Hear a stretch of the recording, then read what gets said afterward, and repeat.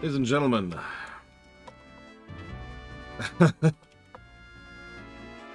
Please be good. Please be good.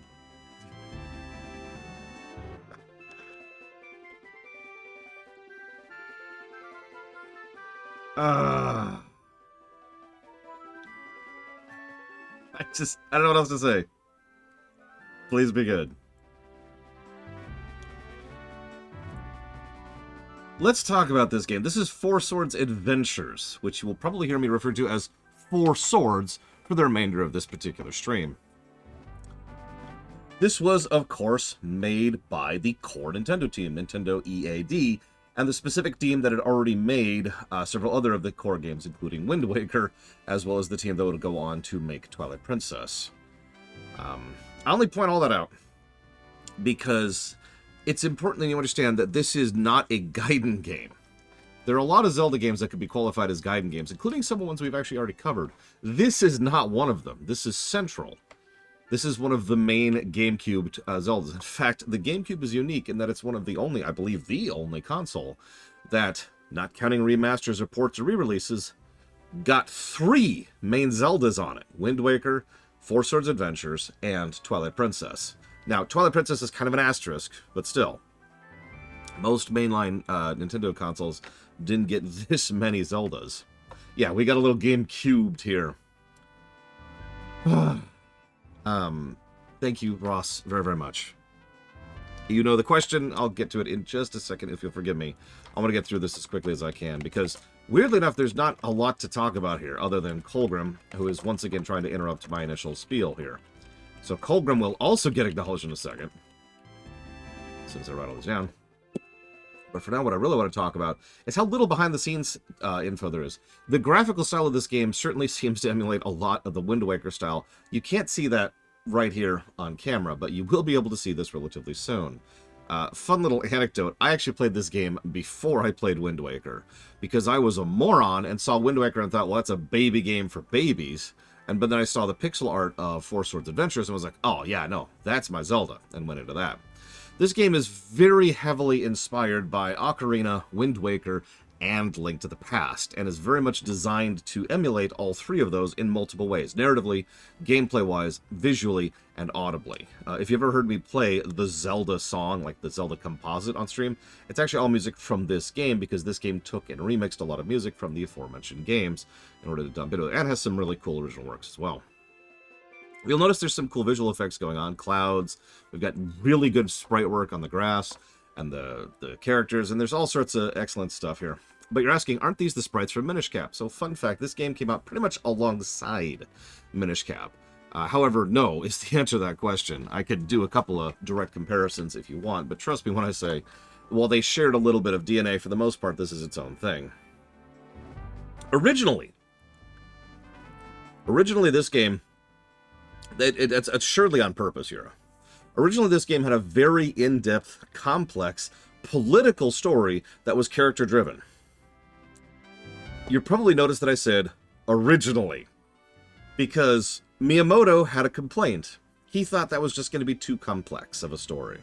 So, and the overwhelming majority of the story was ripped out by its roots, and yet there's still hints and pieces of that in here, and I've already pointed this out in the rumination, and I will try to point out individual things as we go, but let's just say that when I tell you that this game was originally supposed to be the imprisonment war, you know, the backstory to Link to the Past, you could probably see the bones of it in this game.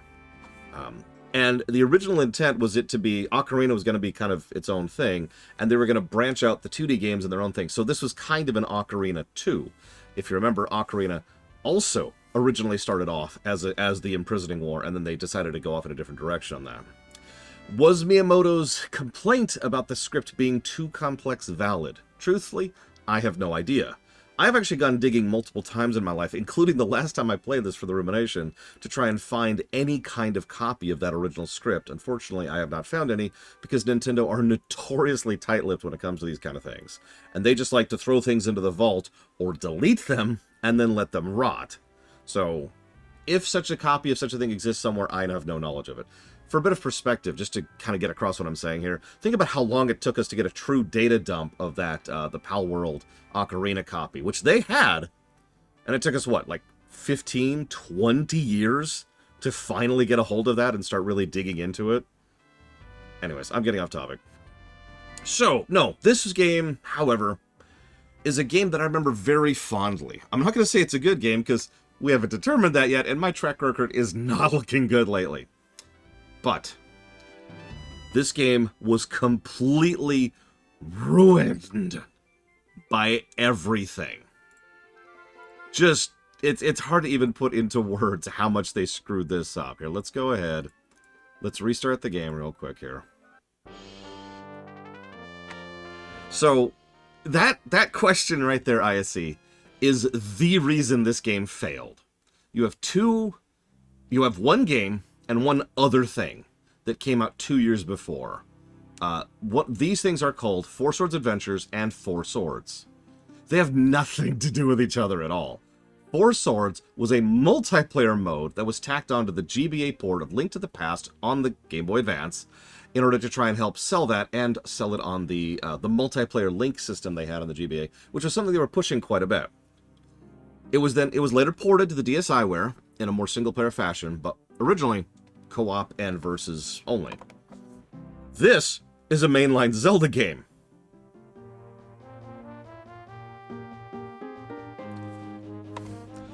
But that's the problem, isn't it?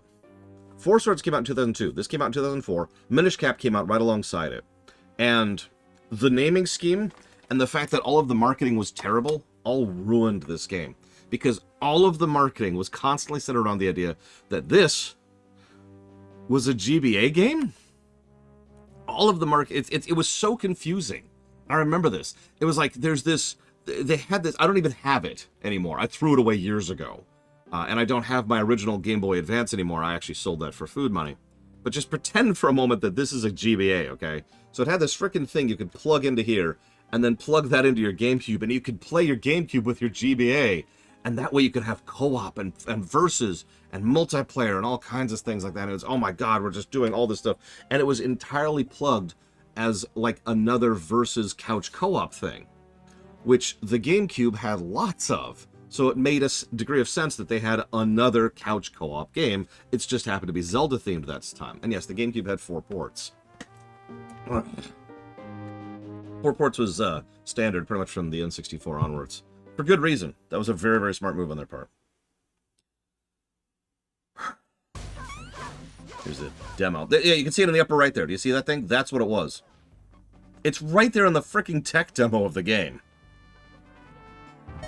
And what happens if you play it, you see that screen that pops up there? That screen would pop up on your GBA, and you'd look down, and you'd play from there, and then you'd look back up at your TV. It was really stupid.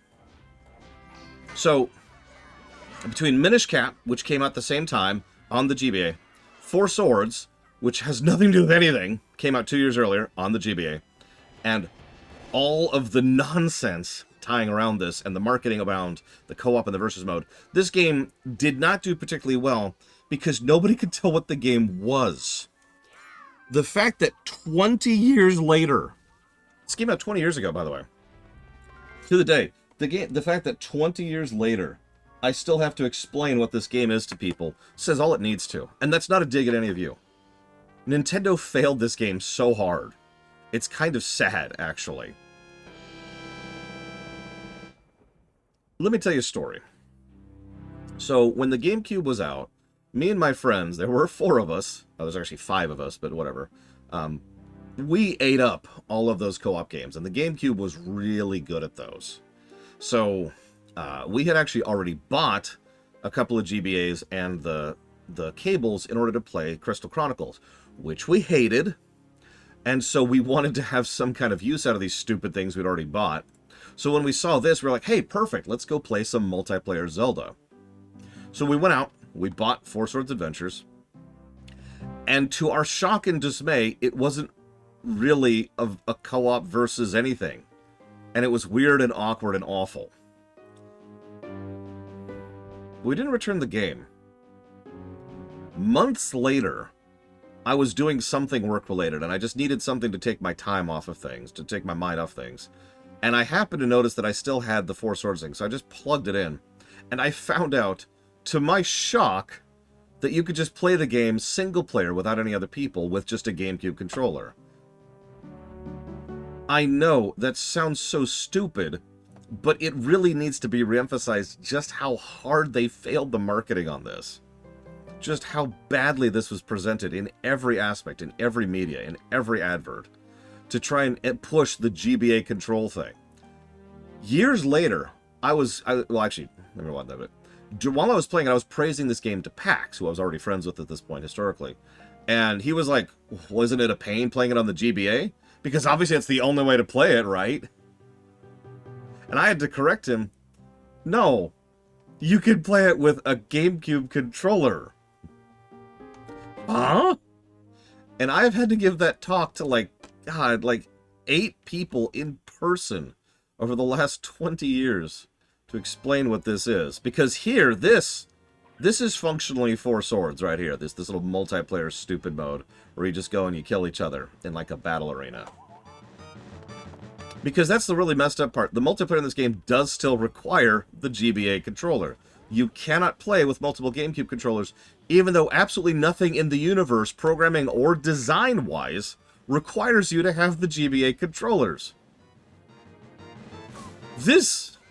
Yeah, you can have one GameCube controller and 3 GBAs with 3 GBA controllers. We have talked a lot about good games being ruined by the mandate to adhere them to some stupid gimmick or some stupid extra bonus thing. I believe with total certainty this is peak that. Like, this is as bad as that gets. Because this is silly. This is nonsense. Yeah, we just finished one, which came out after this, actually. And if you're paying attention, a lot of these silly gimmicks are mandated on Zelda games, and that makes perfect sense. For 2 big reasons. 1, Miyamoto. But 2, they like to push their gimmicks on one of their most popular franchises because that's more likely to then make that gimmick stick. As weird as it sounds, that's a valid strategy.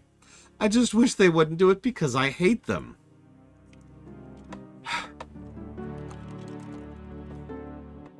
Oh, funny fact, while we're here for a second. This game so damaged the Zelda brand and the top-down Zelda concept that after this game, the top-down 2D Zelda would be relegated to the handheld market for 15 years.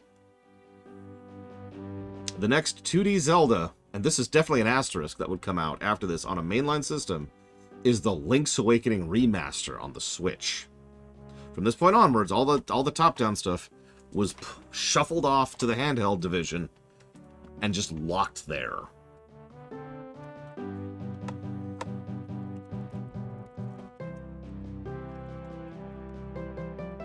Thank you, Ross, for the sub. Thank you, Colgrim. I've got that down for Alien Shooter, Old World's Blues, and Guild Wars 2. And thank you, Little Pixie Nerd. I've got that down for Ashron's Call. Assassin's Creed Valhalla, Shadow Cards Covenant, and Dragon Quest VIII. Okay. Let's see how this is. Oh, hang on, before we actually go into this. Negative to gameplay, unskippable cutscenes. I noticed that when I was doing my tech setup earlier to make sure everything works properly.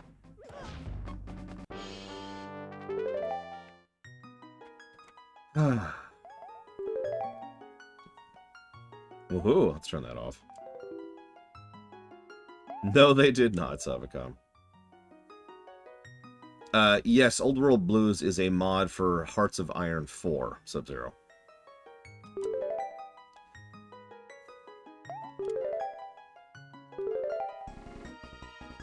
So here you see right now, they are pretty clear about it.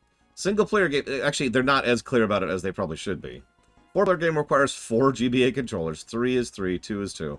1 can be played with a GBA controller or an actual real goddamn controller. It's named after that Sub-Zero. It's a Fallout mod for Hearts of Iron. Hearts of Iron 4. I said that right. Ah, thank you very, very much, Resto Justice. I'm glad you like the Metroid block. I hope you like the Zelda block. I hope to God we have officially, formally, no, really, reached the good Zeldas. Oh, and there's Ross's. One Shot, Pokemon Violet, Yakuza, Like a Dragon.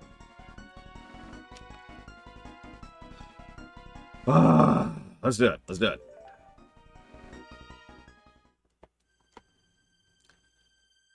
Long ago, in the kingdom of Hyrule, a wind sorcerer named Vati appeared. Now, Vati terrorized the people of Hyrule and kidnapped many beautiful girls from their homes. When also hope seemed lost, a young boy carrying little more than a sword appeared. According to the legends, when the boy drew his sword, he split into four. The four who are one worked together to vanquish Vati. The hero used his sword to bind Vati in a remote area of Hyrule. The people christened the blade the Four Sword and built a shrine around it. There it remained undisturbed for many years. Ages flowed by. The wind sorcerer Vati broke free of his prison and kidnapped Zelda, the princess of Hyrule. Princess Zelda's childhood friend Link used the power of the Four Sword to defeat Vati and seal him away once again. You'll notice, by the way, this also already contradicts Minish Cap. For a time, the people of Hyrule believed their land was safe. By the way, let me be very, very clear. This game has no connection to Minish Cap. So there will be no external continuity in any direction. This game exists completely in a vacuum. Trust me. Swiftly and suddenly, dark clouds covered all of Hyrule.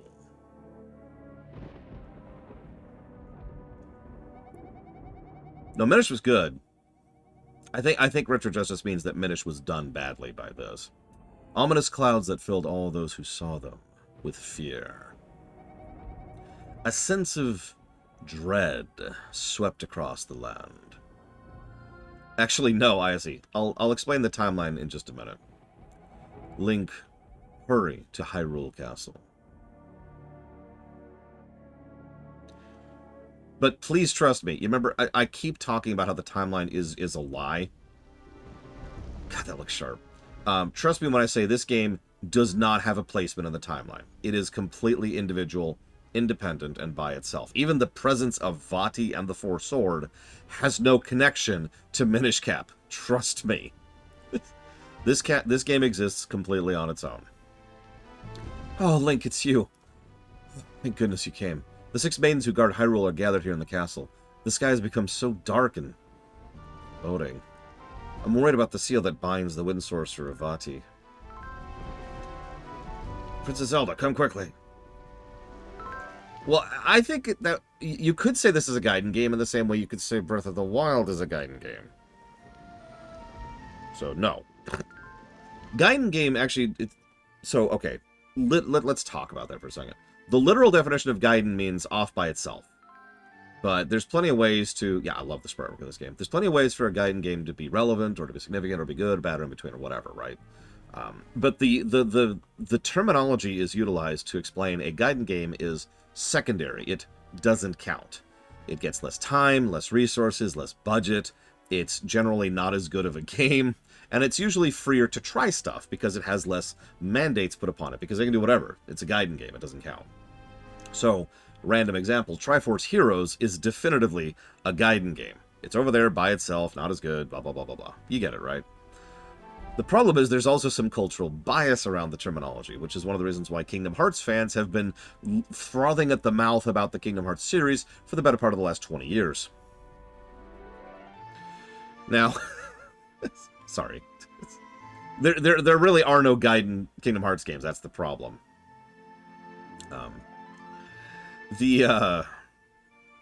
Words.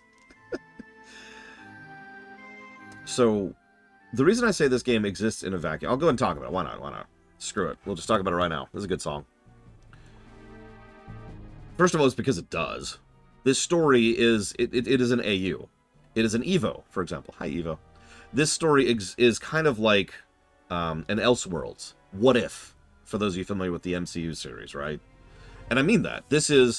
Here's what's going to be another take, a reimagining on some of the concepts of the Zelda series. Now, as I've already told you, that was not its original intent. What most likely happened is Miyamoto flipped the metaphorical table so late in development of this game that turning it into its own what-if story on the side was kind of all they could do with the assets and the cutscenes and the dialogue and the structure of the stages they already had in the game, right? So they just kind of like, there we go. So there's not much they could do about that.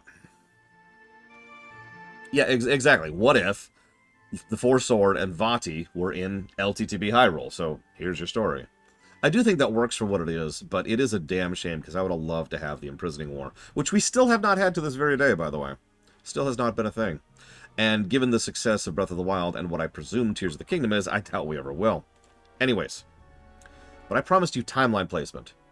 Please, trust me, this game has no placement in the timeline. However, officially, this game is after Twilight Princess. No, that doesn't make any sense. And has nothing to do with anything.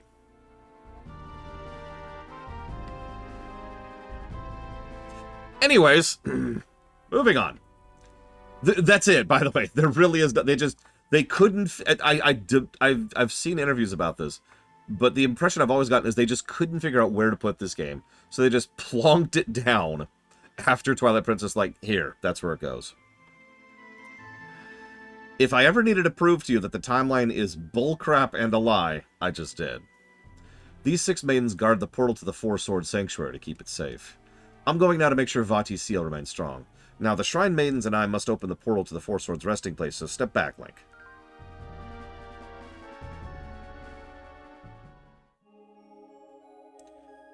Not only are these particular maidens based off of the LTTP ones, but I actually based the ones I was writing for the LTTP Theater off of these maidens.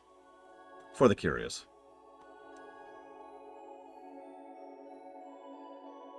Oh, I can turn the volume back up. Right. Sorry, I turned it down so I could think a little bit there. Come with me, Link. I know, right, Retro Justice? It's Shadow Link. Who are... You're Link? It's because this isn't a sprite-based game. It's actually a 3D game, except each 3D object is a painted 2D object, if that makes any sense. Those of you more familiar with programming know exactly what I'm talking about, I'm sure.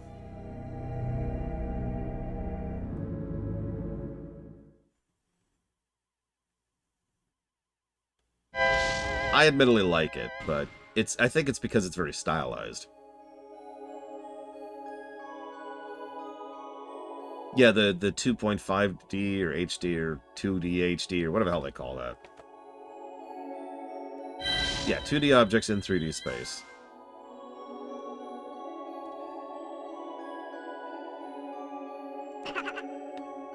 Come back here, Link. Come back here. I'll kill you. I'll kill you. Okay, clearly I can't kill him. I need a sword. I need 4 swords.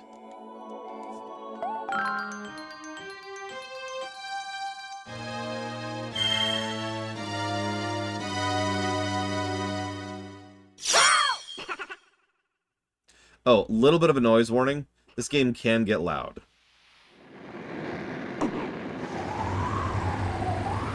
Yes, Evo. This is terrible timing for that.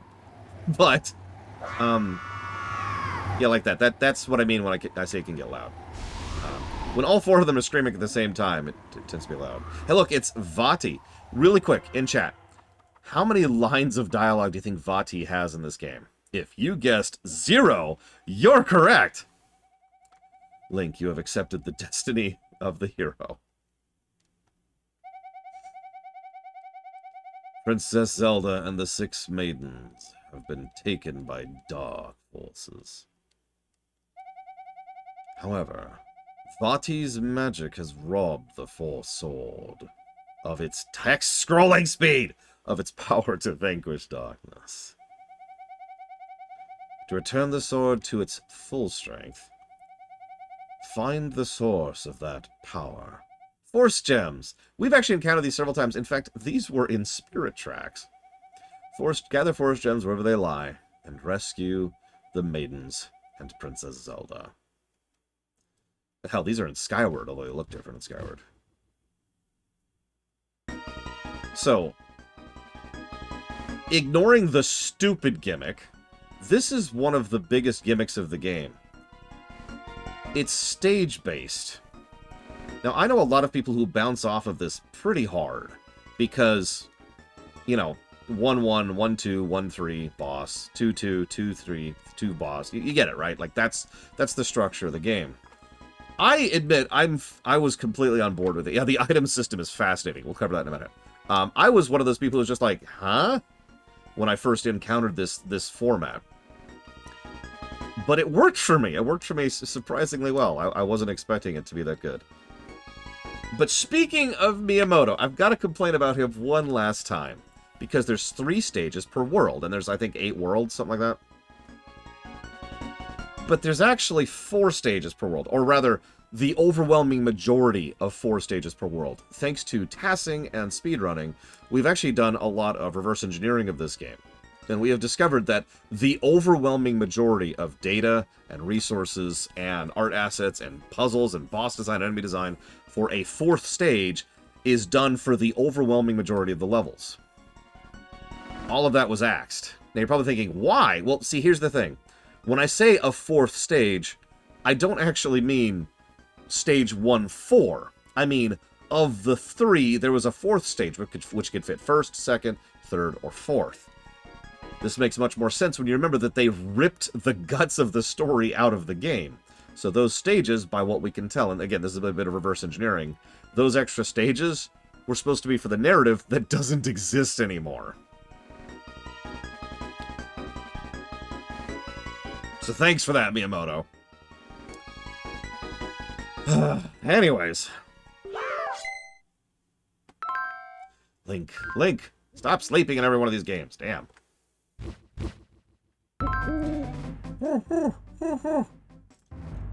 Last you're awake, Link. I am Kebora Gabora. Mine is the voice you've been hearing since you left the Four Swords Sanctuary. I know you're worried about finding Vati, but you must not act rashly. Find the 6 Shrine Maidens and Princess Zelda, and you will also find Vati. As for the Dark Shadow, let's call him Shadow Link. He doesn't watch my streams anymore. That one is up to no good. Your sword is weak, but you can restore its power by infusing it with Force Gems. First, gather those who are won by hitting these buttons. I must fly, but again, we'll meet again on the road ahead. No, I'm gonna leave those guys behind. Bye. Bye. Bye. Wait, I have to gather my party? But look at these dead weights. Although, we all know Purple Link is the best. So, before we progress, we have a really weird negative to debate. Because, yeah, the map zooms out. It actually gets really cool, especially on some of the boss fights where you're like out here, you know, as you're playing. So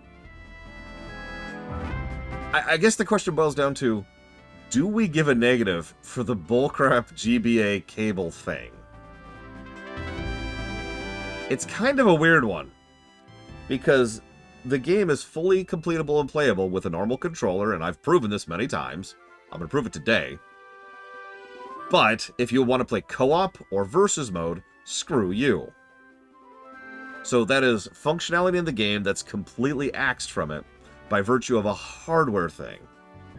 So you see how this is kind of new ground. We haven't really covered this kind of a negative yet. I would actually agree with SciCloud. The co-op in this game is actually really good. But, yeah, I feel like that's going to be like a 1 positive, maybe 2 positives, actually. Because the whole game is centered around co-op. 2 positives buried by, like, triple negatives, because this is one of the worst examples of this I can even think of. Like, I'm honestly struggling to think of another game, or at least a game we'll cover, that is this bonkered by hardware limitations that were saddled upon it. And I want to stress it's even worse, just like I was talking about with Spirit Tracks, it's even worse because this is a good game. I hope. It is similar to the Amiibo problem. That's actually not a bad comparison. I think you've talked me into it. I think we're going to do a double, excuse me, because it is good co-op. It is solid co-op. I have done it since then. And then, oh God, yeah, let's just put that under microtransactions. I don't know what else to call that. Triple microtransaction negative for the bull crap. Yeah, no, that's a good comparison, Retro Justice. We're going to play New Super Mario Bros. U, but you got a 3DS, right? Oh, you got to buy a cable for each 3DS. Yeah, go buy 3 more 3DSs. You're swimming in money, right? Anyways, let's talk about the controls of the game really quick. I'm probably going to fail at this because it's actually been a while. This is 2004, Evo. It's been a while since I played this. But the way it works is you've got formations. And if you go into a formation, they obviously stay in that formation. And you can do things like this. And this is exactly as cool as it sounds, by the way. No joke. This is probably going to get a combat positive, by the way, because there's actually a weirdly large amount of malleability to how you can do this, as I'm kind of showing off here a little bit. Because you can initiate a particular combo, like I just did, but if you, like, say, run into something like that... Oh, I did it wrong there. But I did it earlier. If you run into something, you could regain control of one of the guys while the other guys are still doing their thing. So you can... There's room for micro-optimization, is what I'm trying to say. Also, if you want to do a line and just, like, prevent anything from over here, or, of course, a horizontal line, and if you really just want to kill everything, you get the phalanx formation and just absolutely destroy everything. It's a lot of fun. And it's very quick and intuitive to control. All of that is right there on the right analog stick. But hang on. You can also hit this, of course.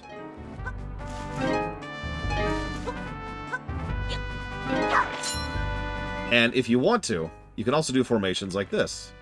In case you feel like pausing the game for a moment, because you're not sure about the controls.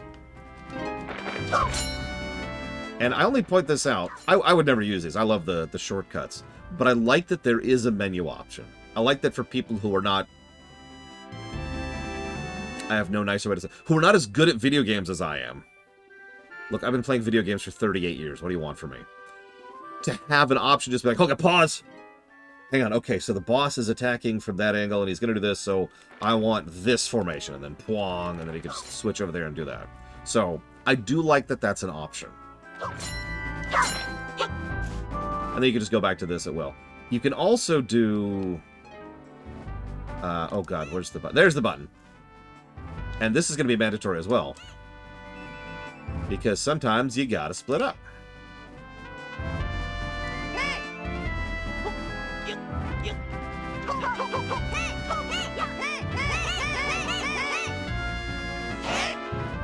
And you can group them back up on the spot.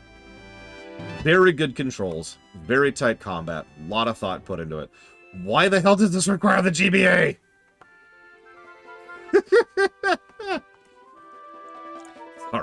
Sorry. Actually, yes, Sub-Zero. Each additional swing... So enemies in this game are uniquely designed to take advantage of the four-sword gimmick. Enemies in this game do not have iframes. So if you hit them with 4 swords at once, they take 4 damage.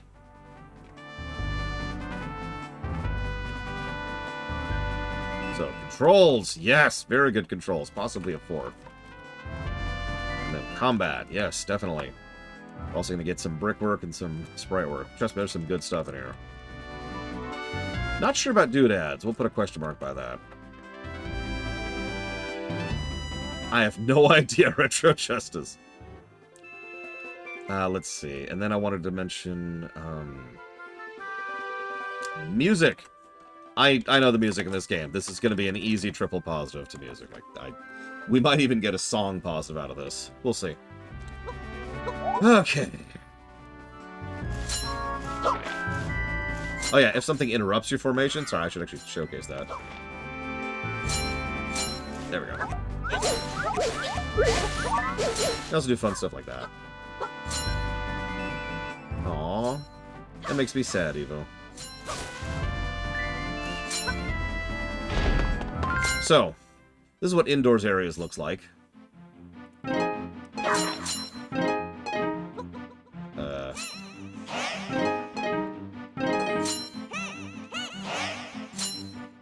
don't actually remember what the Z... I have the Z button bound to. It doesn't matter. Whatever. Huh? Never seen you lads in these parts before. I'm spending my retirement teaching my grandkids about formations. You may not believe me, but I'm a former castle guard. Professional adventurer. Formations are key to working together and performing great deeds.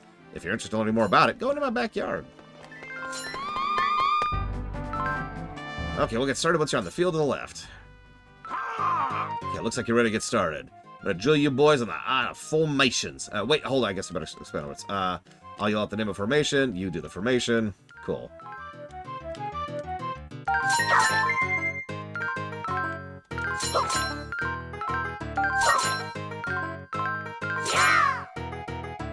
I'll give you some force gems. No matter where you go or what you do, remember your formations. Your safety is my #1 concern. The what, Rain 36? I'm sorry, is there an event that's actually worthy of my attention today? Because last I checked, there isn't. Just like there wasn't yesterday. So, if you're paying attention, by the way, that's actually 3 different ways to get across the formation tutorialization. First was on the screen we were just on, where they actually flat out say hit Y or L in order to do formations. Here, if we just stand here and stare at them, we see them, you know, cycling through the formations to get us across. But, on the off chance we still don't get it, we can talk to the dude, and he flat out tells us, here's how you do the formations. It's a little heavy-handed, but I don't mind them spending 3 sections trying to tutorialize the primary gimmick of the entire game.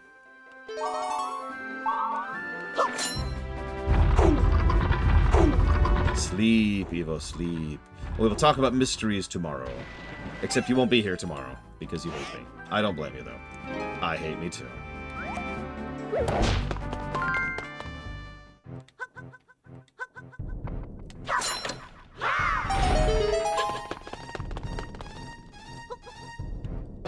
We got the boomerang. So let's talk about how this game does items. So it's kind of like Link's Awakening and the Oracle's games, but like a very... it's a very arcadey version of that, I think is how I want to describe that. So, rather than the usual item thing, instead, you get one item. You can actually have different items based on individuals. We'll get to that later. But the point is, you have one item per character, or per all characters. And that's it. If you want to get a new item, you have to swap. You can do some fun stuff with some of these items, though. Like, this is actually one of the better boomerangs. I'd say, in fact, probably the second best boomerang in the franchise right there. So you can do stuff like this.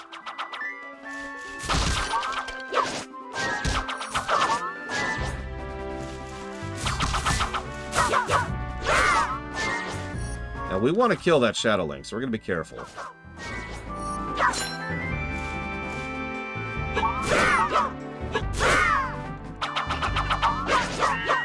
There we go. Shadow Links give you big force gems.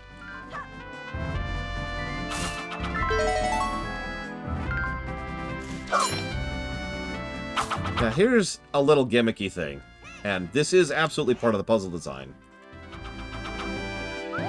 You have to lift keys. Now what you can do is you can be like, hey you, pick this up. And then have someone in the back lifting the key there while you're doing stuff. But as you can see, you still drop it when you try to do stuff, so... that's a weirdness. Thank goodness, that stupid door was really getting on my nerves. Never occurred to me someone might have locked it from the outside. I'm convinced it was that shadowy boy, the one that looks just like you. Strange things are happening everywhere these days. You boys watch yourselves. I started working out so I could do something about all those Octoroks out front. Still, no matter how strong I am, I'll never be able to lift, say, a huge rock all on my own. So, new item. Fire Rod. Now you might think, why would we take the Fire Rod over the Boomerang? Well... that shadowy boy was after the Fire Rod. I hid it from him, but I think you can have it. You've been so nice to me. Besides, you look like you can be trusted with it. Take care of it, all right? So this is the fire rod. And yes, fire does spread. Yeah, we need this fire rod in other games. Holy crap. We haven't even seen the upgraded fire rod yet. We'll talk about that later.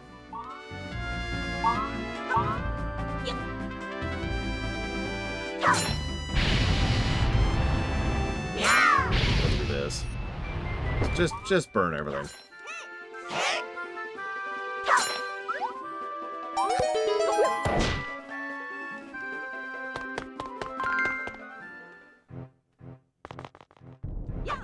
What's weird is we know the GBA has good graphics, so like, why is this the graphics of the indoor section, the part that plays on the GBA?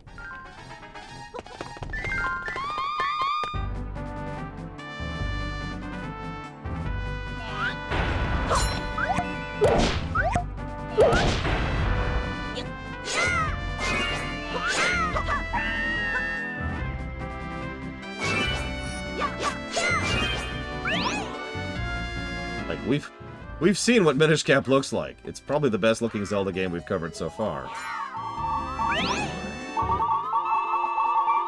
Don't worry, there's actually a purpose behind gathering Force Gems. Some stages have much fewer Force Gems than others. We'll talk about that as we go, too.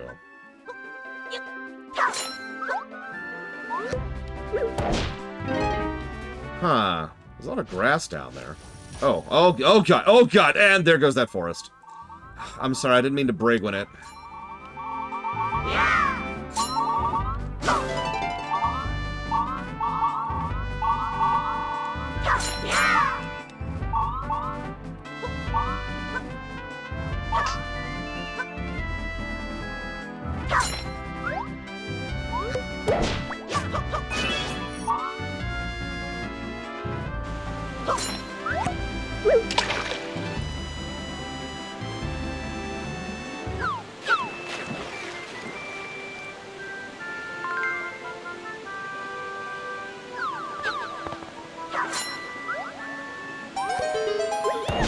So yeah, Tingle's in this game.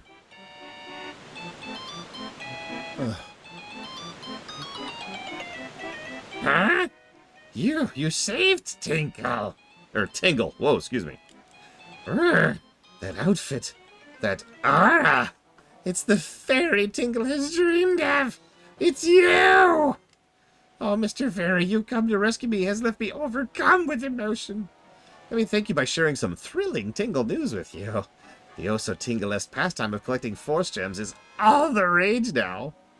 In fact, I got stuck here trying to get this Force Gem under this rock, but you saved me. Clearly it was the power of the gems that led you to me. Tingle believes without a doubt that good things come from collecting Force Gems. Why? Collecting enough Force Gems may even turn Tingle into a real and true fairy. No doubt that's why you're after the Force Gems too, isn't it, Mr. Fairy? Let's be fair about where we look and share the gems equally, Mr. Fairy. And with that, Tingle must say his farewells. Don't follow me. Tingle, Tingle, Kululimpa!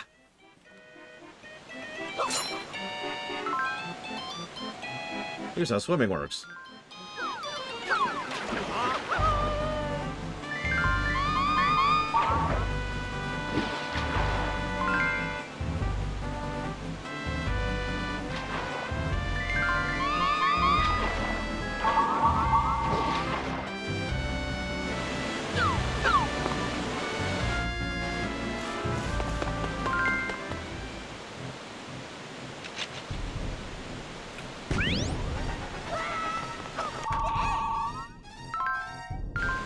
By the way, this game is extremely video gamey in what I would consider to be a good way. Oh, that is just me. So Tingle's like, oh my god, there's so many Force Gems, I should go get them. And if you successfully manage to take them from him...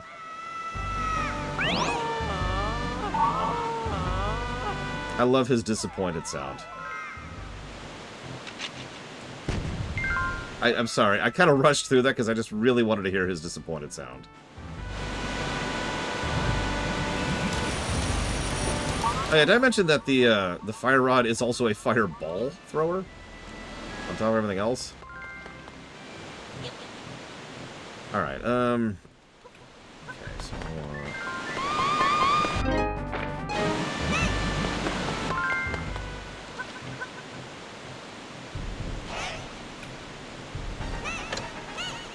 this is how you separate. In case we haven't figured that out yet. Look at you guys, you're identical. Say, you're brothers or friends? Listen up, I'm real particular about my friends. Friends don't always have to be doing the same thing, you know? They can do their own thing and still work things out together. Here's your tutorial.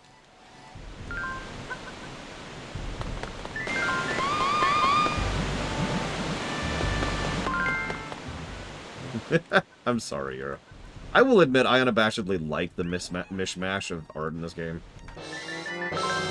I also think this was the progenitor of that particular concept. You know what I'm talking about, right? Making a 2D game and then putting more modern special effects on top of an otherwise typical 2D sprite game. That's all over the place nowadays, but this was 2004. Like, I think this started that trend, or if it didn't start it, it probably popularized it.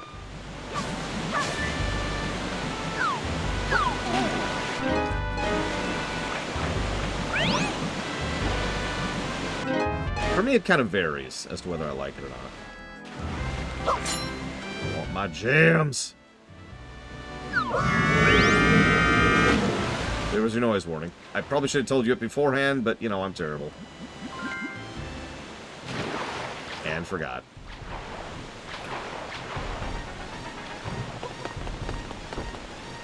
There is one thing I actively do not like about the GBA sections. Guess what the fire rod looks like?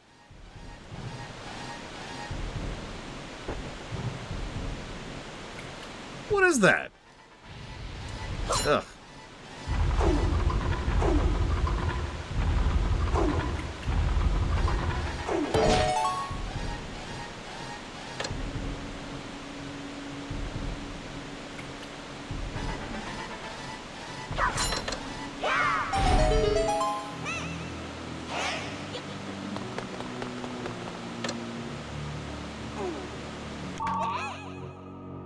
Almost there.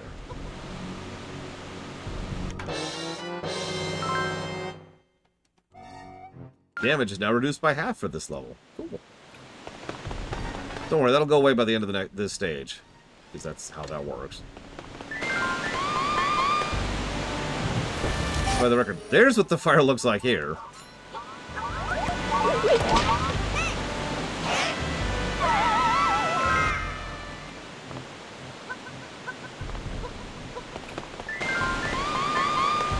Pretty much, Jiggly's saying. Okay, now we've got a problem, okay? We've got enemies coming from everywhere, what do we do?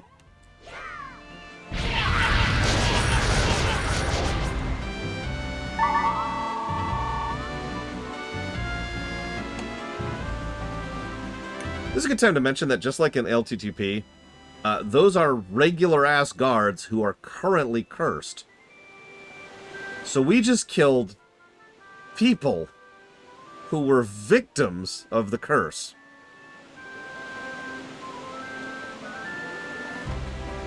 And yeah, get used to that, Talia. I guess you've played this game, but sorry, get used to that. Everybody who isn't Talia. They like to play around with the horde thing. It was something they did a lot on the GameCube, I noticed, probably because it was the first time they could. Paper Mario 2 did that a lot as well, for perspective. This should be enough.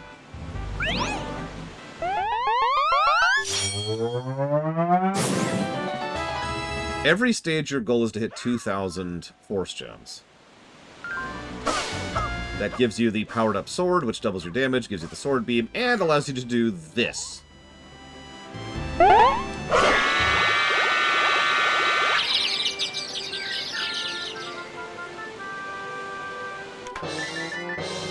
If there's something you don't like, that move will kill it. It's also wonderfully visceral. This might be one of our first viscerality pauses for a Zelda game.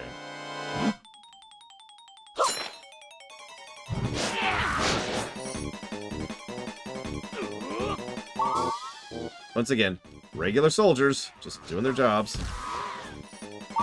Just point it out.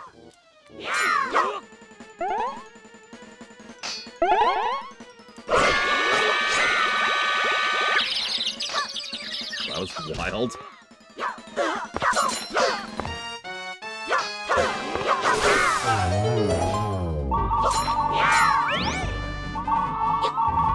Yeah, thankfully, so far the game...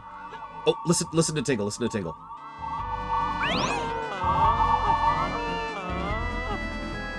Go home, Tingle. Your mother doesn't love you. Nobody loves you, Tingle.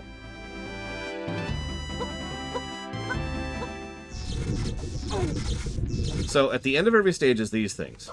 The only way to break these is to have the 4 sword. That's why that's your goal, each stage.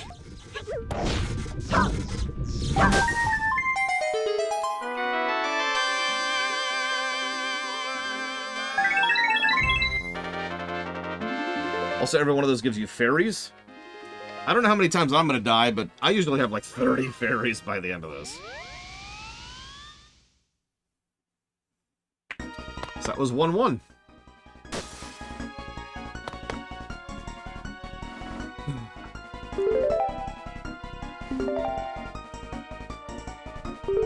Wait, did I say rupees? Oh no, X said rupees, I was going to say. Yes, there are some individual stages where the placement of force gems is not great. We'll actually specifically talk about that. There's actually a stage I have in mind to talk about that later. It's actually one of my favorite stages, other than that fact, but we'll get there, we'll get there. Okay, so viscerality, yep. Sound design, yep. Audio spam, yep. Yep, we started on the plateau. Yeah, like I said, this game came out after Wind Waker, and it shows. I'm not sure what they were thinking, but here we are. I think Breath of the Wild got viscerality, but I keep forgetting it's a Zelda game, so that's on me. Did you know Breath of the Wild is a Zelda game? So, other than Breath of the Wild.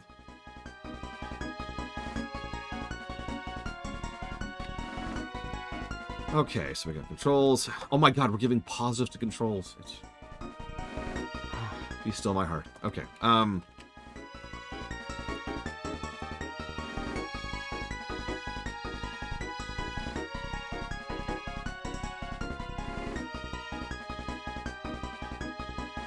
yes, the natural flow is returning.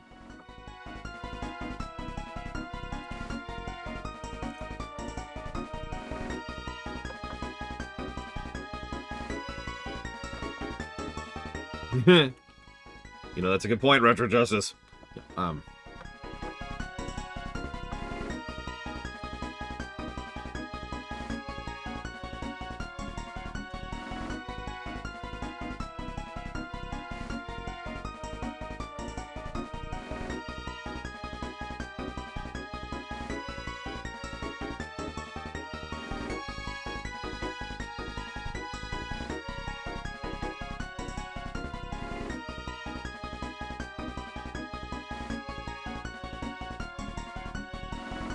Okay.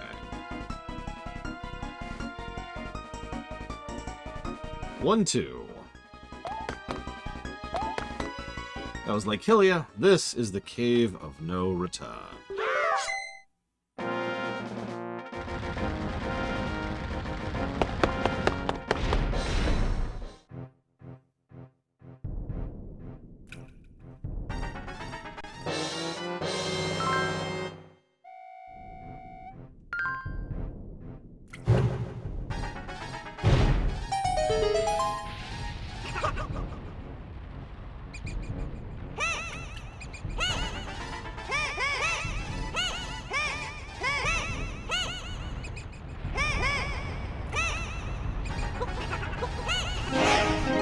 I actually hit the wrong button. That's on me.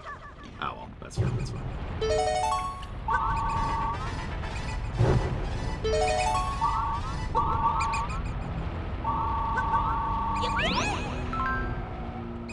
It's possible to lower the volume of everything, but otherwise, no. You're up.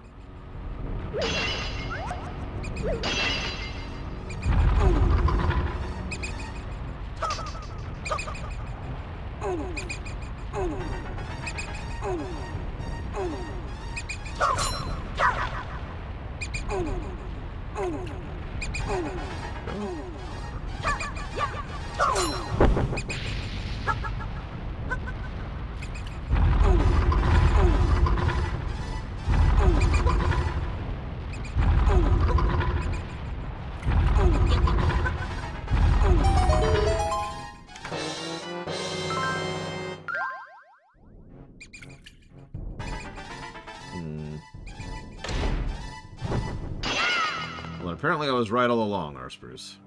Who knew? Come on. Oh, okay. It's not a lift, it's a push. I can accept that.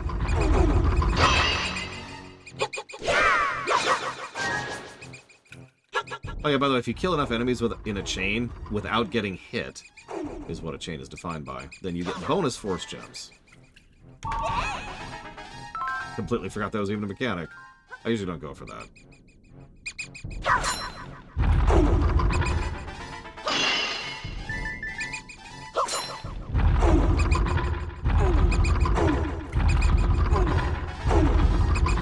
I wonder what I could get done if there were 4 of me.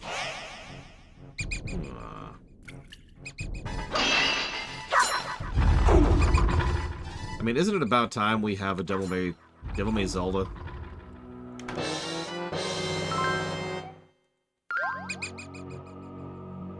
I could play this game with the GPAs. I would hate myself the entire time, but I could do it. So, now we've got to introduce our first new gimmick.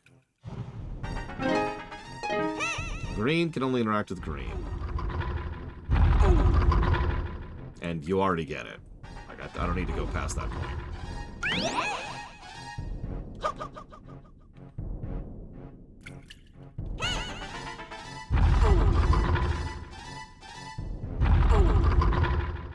There's a lot of that kind of color stylized, whoop, wrong way, thing in this one, where they want you to use one of the specific people in with one of the other things. There's actually some really cool puzzles in this game by memory. I should stop talking this game up, though. I'm mostly doing it out of nervousness, because I'm just sitting here thinking, oh god, this game is secretly terrible. I've always known I have terrible taste in games. Oh, damn it.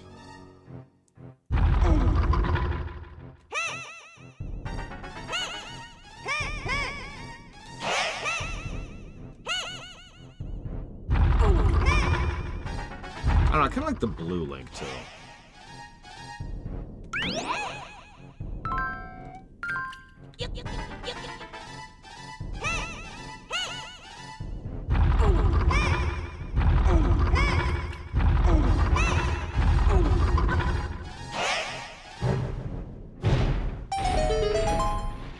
Not really, Hero, no. Why do you ask?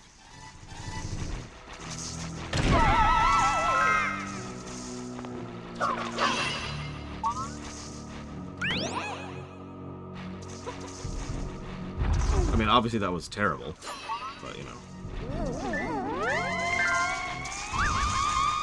But isn't that a good thing, Yura?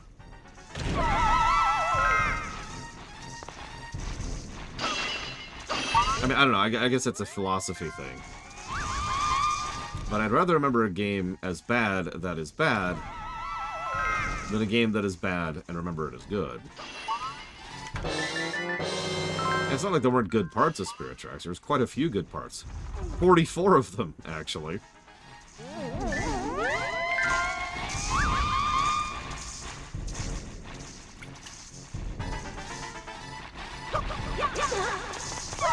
God dang it. Not me, I'm just sucking here.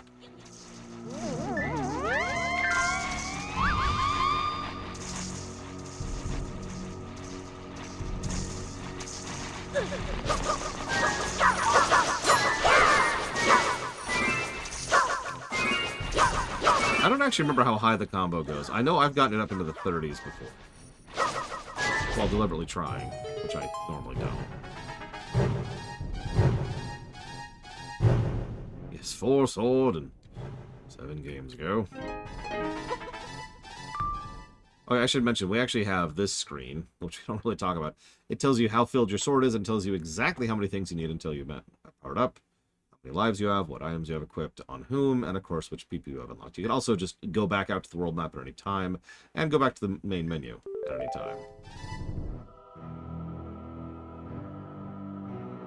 I mean, as long as you're enjoying it, that's the part that really matters, you're alright. So we're just gonna play Dark Souls for a second here. That was satisfying.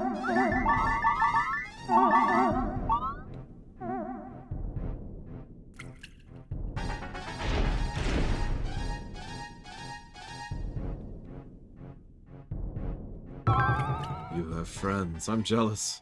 You have friends you can toss them across chasms. I never had any friends. You're a lucky guy. Oh. Crybaby. But yes, he is not joking. You can actually lift people and go, wah!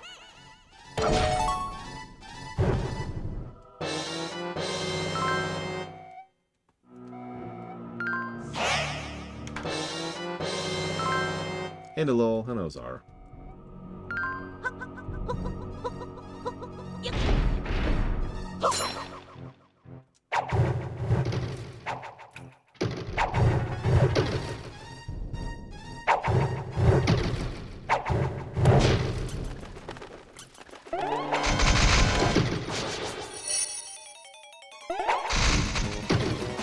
Yes, we're pinning them to the wall. No, I don't care. Look, this is revenge for all those years of being beaten up on by Keys, okay? You know how many times I've died to Keys in this playthrough alone? Just in the last couple of weeks.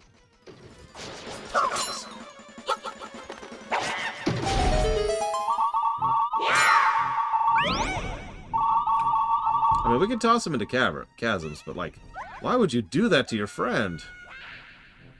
That's what happens if you do that, by the way.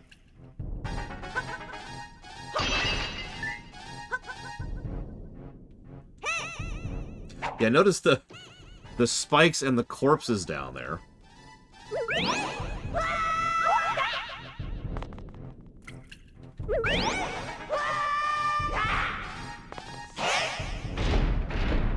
I should have gone for the purple. Whatever.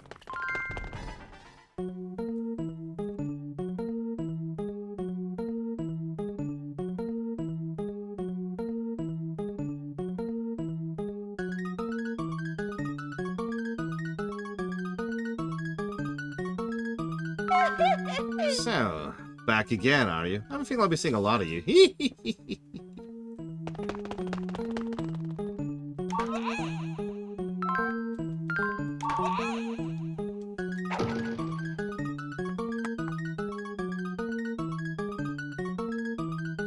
Excuse me. Gosh darn.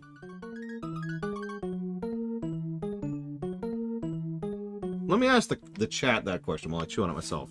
What sticks out more in your mind? Breath of the Wild's 102 gameplay positives, or Breath of the Wild's 77 gameplay negatives?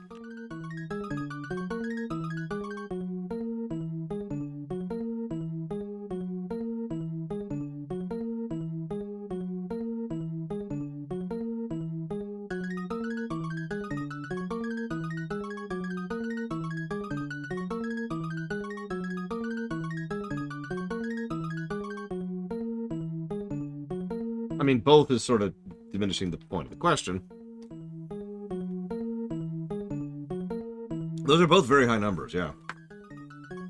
Breath of the Wild was kind of a crazy game to cover.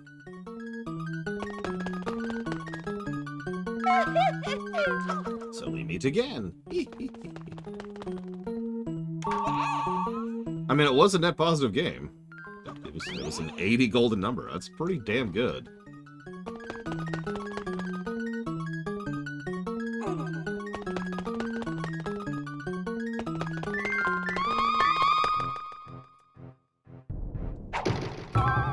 So you've wandered in this cave of no return too, huh? If you want to escape alive, you must pull a long lever. I was alone. I couldn't do it. I died all alone. Yeah, by the way, this game is horrifically dark in a really quiet way. Probably because this was supposed to be a political-driven character drama about the imprisoning war and was supposed to be a dark-ass story. And only bits and pieces of that still remain.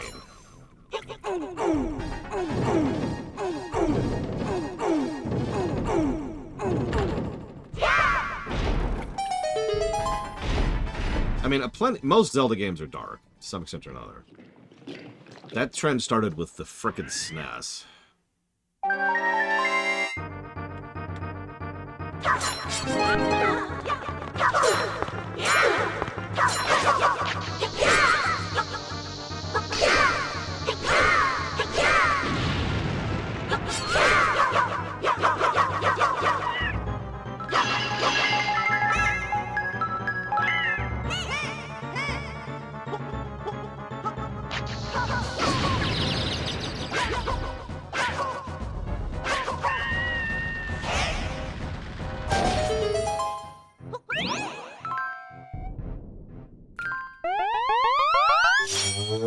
mean, it was probably supposed to be dark, Savicom, but come on.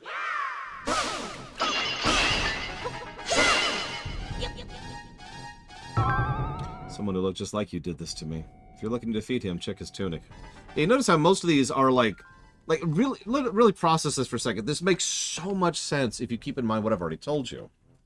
There are ghosts in this freaking cave who died recently.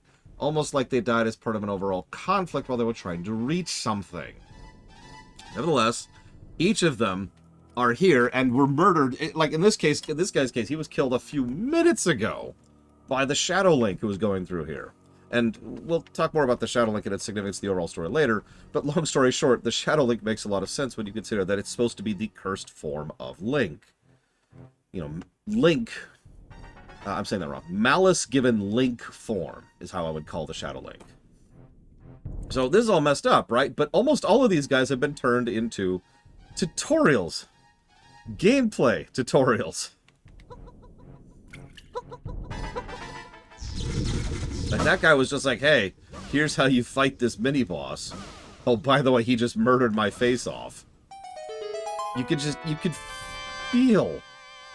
You could feel them pushing back against Miyamoto. It's kind of wild.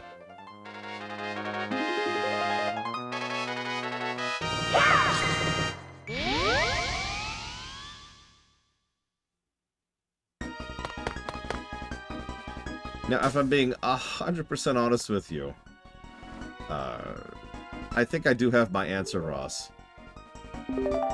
And it is the negatives. And you probably know why, because it's a very specific reason, too. And that admittedly bothers me, but whatever.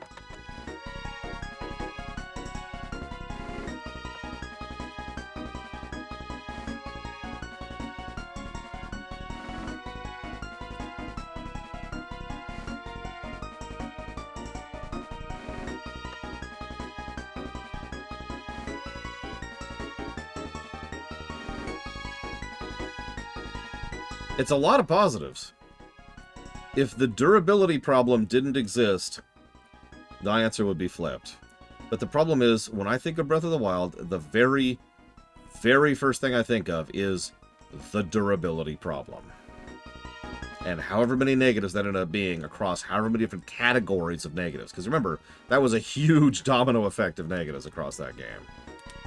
If not for that, the positives win without hesitation, because the second thing I think of is the climbing. The third thing I think of is the glider and how much it opens up the terrain. The third thing I think of, probably because the first two things, is the terrain design. And the fourth thing I think of is the thing that... And it's like the next 10 things I think of are all positive. But that first thing is the goddamn durability problem.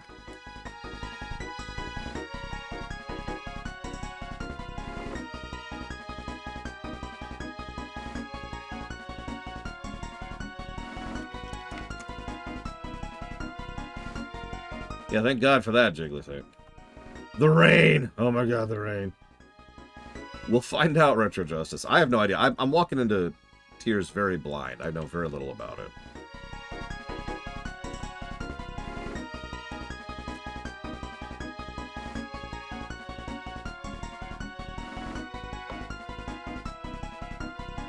Yes, suavemente. That's all I know. Okay.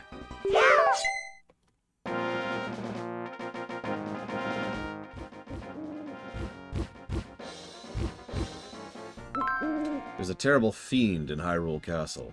He's leeching power from the maidens little by little. Listen well, Link. To rescue the maidens, you must face the fiercest of foes. Keep your wits about you and be wary. Ignore the fact that these are regular people you're murdering, Link. Don't think about it. Kill them without hesitation, Link. Tingle Times. Volume 1. Tingle had an encounter with a charming lady fairy. It was fate. Destiny. It was sneaking around behind her when she went into a castle and never came out. Surely she's been captured because she's too adorable for her own good. If you happen to see Miss Fairy, gaze upon her lovingly for me. Oh, and save her too. Tingle. Sincerely, not respecting personal boundaries. So Terra, I got a bone to pick with you.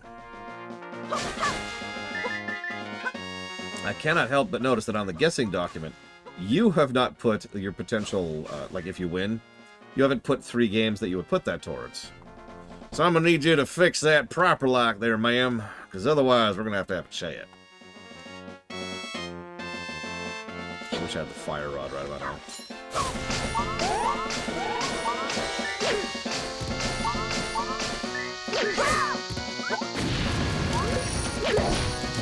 Oh yeah, bombs can set things on fire, by the way. To demonstrate. Down here, come on. Is he not gonna do it? Ah, well, there it is.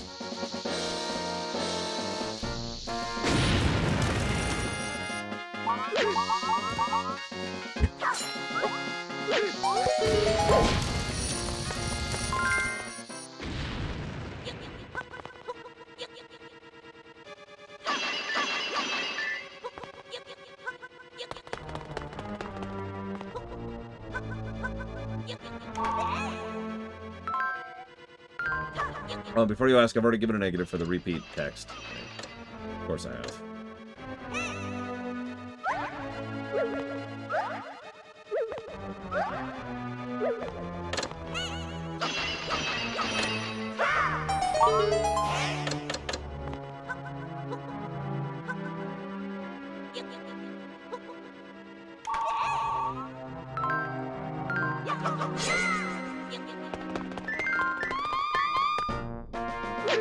Howdy. Murder. Not so. There is a very slight benefit for going over 2,000 force gems. Very slight. When you take damage, you lose force gems. So it kind of can serve as a degree of health protection. Otherwise, no. And that's only in like a few very specific stages too.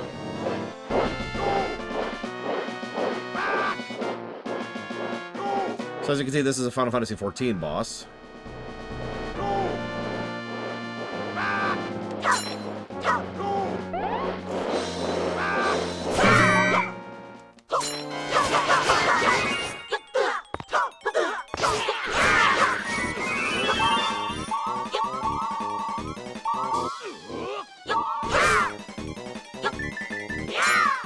Thank you, Tara. Appreciate you.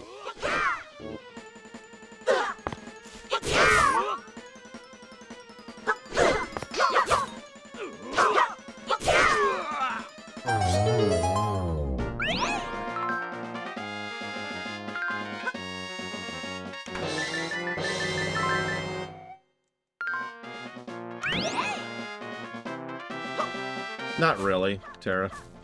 I actually spent entirely too much time going down the rabbit hole in Battle Aces, and it looks pretty terrible. Having said that, the units... They reminded me a lot of Total Annihilation units, and not in a bad way. And they were at least visually distinct. But that is quite literally the only positive I could come up with for that game, is that units look kind of distinct. Which game do I think is going to score really well, but isn't that enjoyable to play? Breath of the Wild! Alright, Wait, that's not what you meant, is it?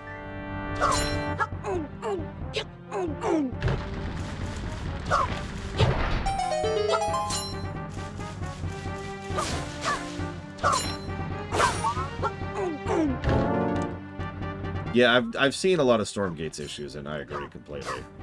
Up against the wall, buddy. Time for your execution. In the name of the King Link. We gotta establish Tetra's Kingdom. Let's see. Not inspired by LTTP at all here.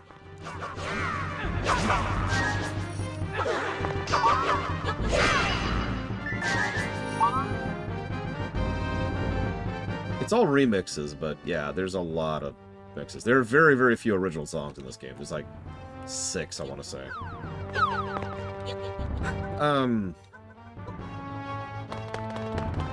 Yeah, LTTP is gonna suck, let me tell you what. So hang on, I haven't really given a proper answer, and then I need to answer Zara's question.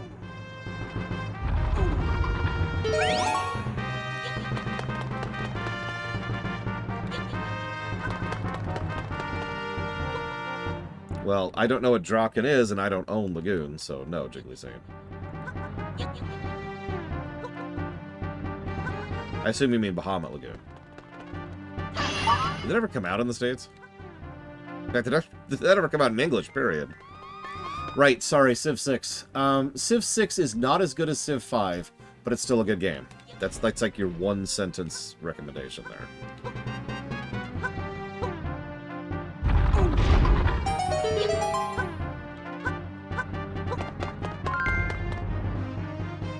I'm waiting to see how that release goes, but either way, Tara, that's probably going to be AOM retold. Like, I don't feel the great need to change that. She beat it like 3 times, and I don't know if she's still playing it, Talia. I also do not own any Ys games. Period, actually. I don't even know Ys was on the SNES.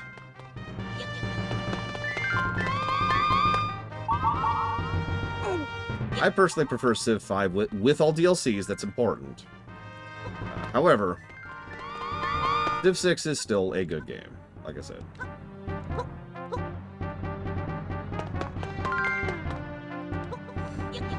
Okay. Game that's going to be not fun to play that's going to score well. I actually do have an answer for you. It's a really easy answer, because I've already played both of them. Phantom Hourglass and Spirit Tracks both got a net positive score. Neither of those were fun to play. That is the legitimate and real answer to that question.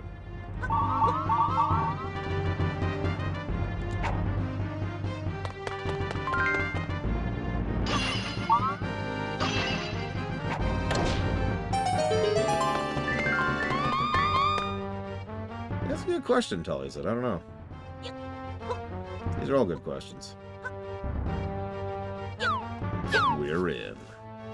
I mean, both games did score net positive overall. Really.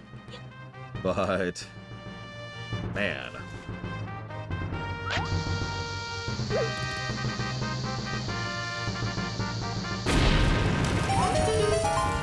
Uh-oh. No, I'm sorry. Oh, God. I break-wind again. God, there's going to be a lot of break-winding in this game. Hi, Sean. Okay, so Czar asked a question. Now let's get back to Czar's question for a second here. For the games that Link has a personality in, of which we've got like 3, would it be possible for Link to get a proper Shadow Link that's born from Link who lost hope? Because fearful, because of great responsibility, he has to carry his hero Hyrule, like the shadows in Persona 4 or 5. Or is it not feasible because making Link with no personality and him being silent is more appealing to the masses and thus sells more? Well, I don't know if it's the appeal to the masses thing or Nintendo is stupid thing, but one way or another, I do think it's very low likelihood that we'll actually get a Link with real personality anytime soon. Now, having said that, let's throw that out the window for a second. Let's assume for just a moment that we're able to get another Link with personality, because we've had a couple of them. Oh god, that would be horrible, Yura! What the hell? I feel like what they could have done is really leaned into the idea of Shadow Link being, I don't want to say like the main villain, but maybe like the main thing to overcome. Let me phrase this differently. Who was the main villain of Zelda 2? Anybody in chat have the right answer here?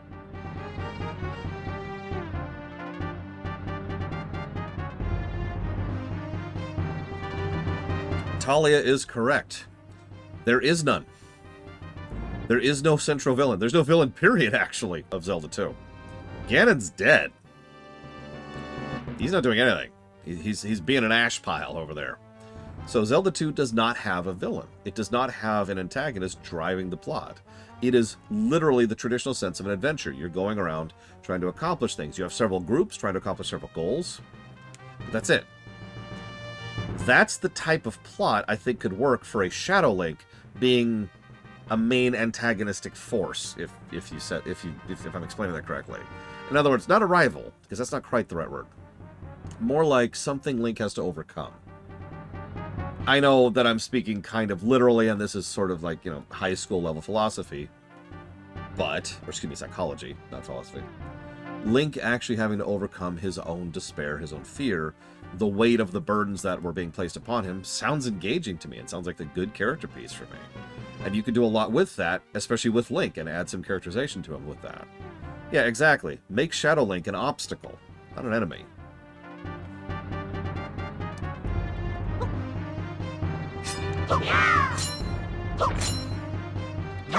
Three guys. Okay, I think we can handle three guys. Let's do this. Bring it. Bring it. Oh yeah, by the way, I didn't even mention this, but another little side note. When you are spread out like this, your hitbox gets spread out too. Because, you know, obviously, you can get hit in a larger area. So there is kind of a give and take when it comes to that.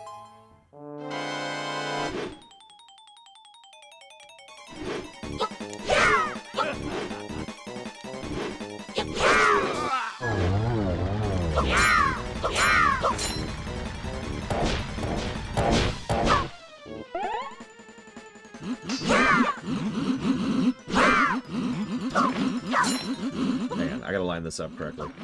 Nope, I didn't do it right. Hang on, hang on. Oh, jeez, this could go bad in a hurry.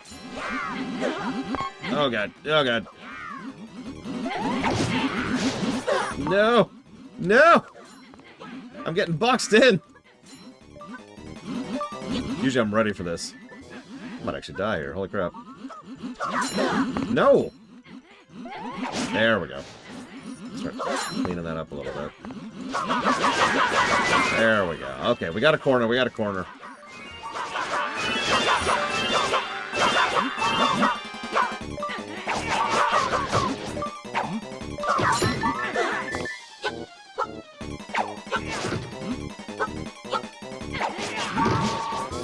If you've managed to get all the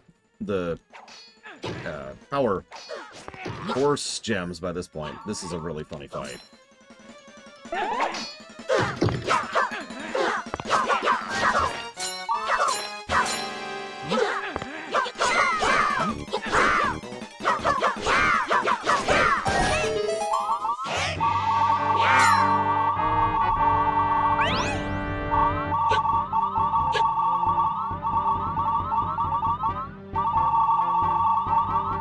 Oh wow, that's close.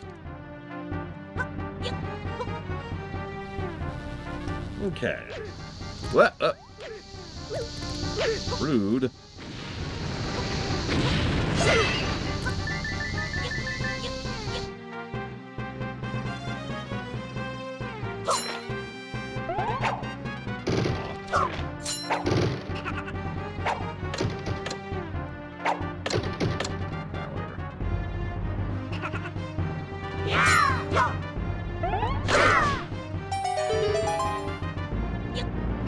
Yeah, who just throws bombs at someone, honestly?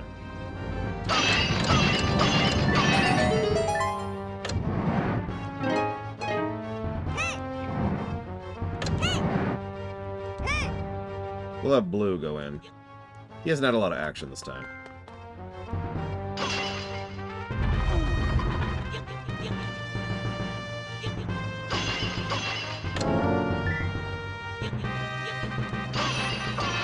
Yeah, the frame rate's also wrong in the GBA sections, too.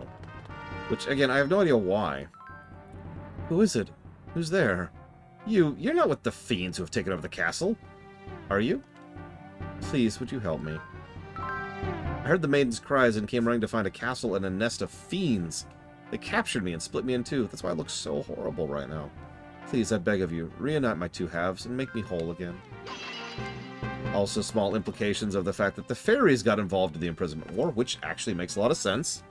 They would be invested in making sure no one gets the golden power.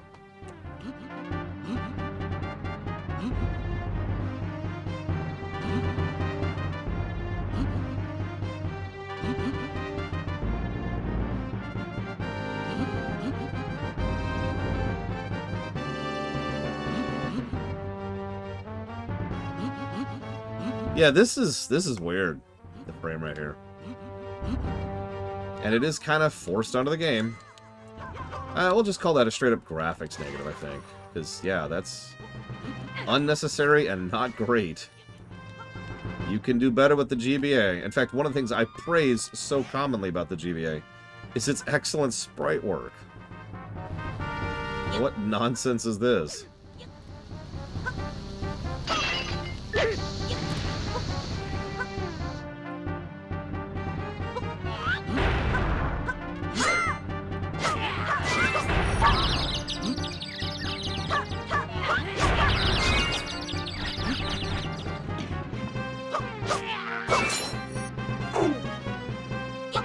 Come on.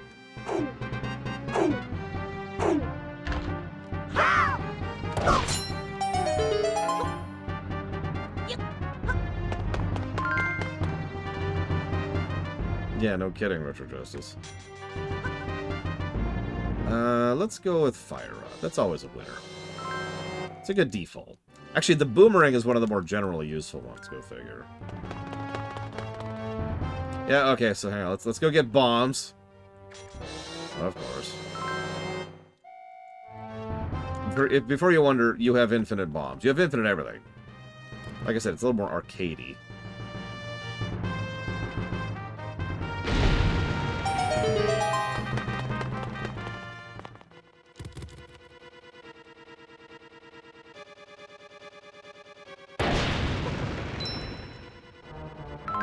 Oh, happy day. Thank you. Now at last we can merge as one, and I can return to my true form. Please take me to the barrier. I'll do my best to aid you. Oh, sure. Did we just release, like, a demon? Oh, my God. We've released a demon. Ugh.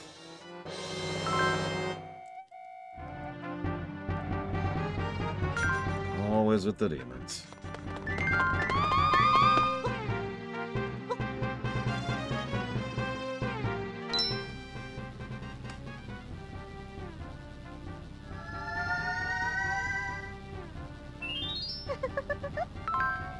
I didn't think I'd ever be allowed to reclaim my true form as a great fairy again. By the way, based on the Wind Waker form.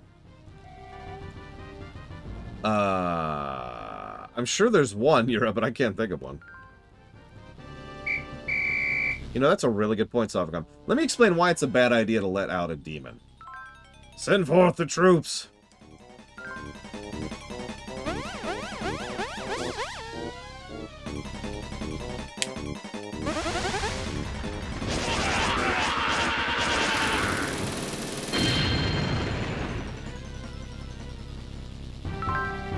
So this is the magical barrier that barred your way?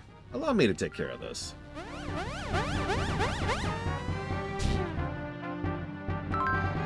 I'll let all my friends throughout Hyrule know. If you run into 4 travelers with one face, tend to their weariness, ease the burden of their travels.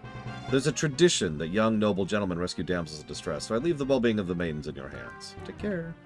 Yeah, it's nice to see Great Fairy is actually flexing a little bit, honestly.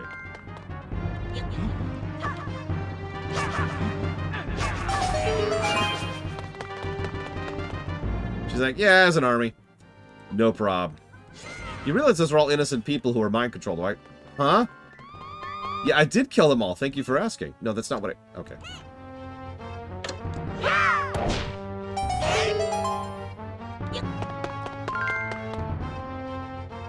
It's okay. They're sleeping.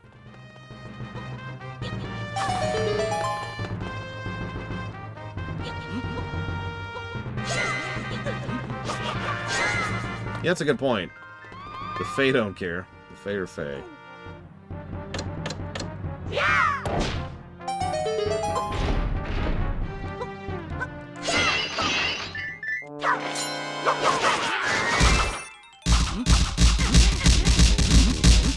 I love doing this for no reason. It's just satisfying.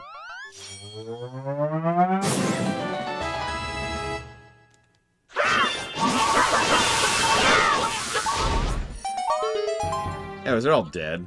I mean, KO'd. Sleeping. Horrifically murdered. I mean, the opposite of that. Oh, I have no idea, Gum.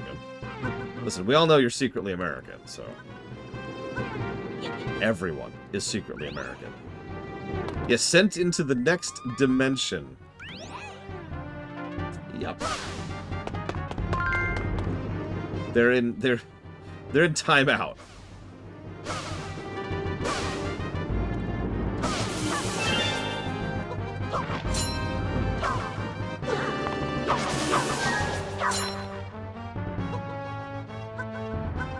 Yeah, did you notice we're just kind of death walking in this particular game?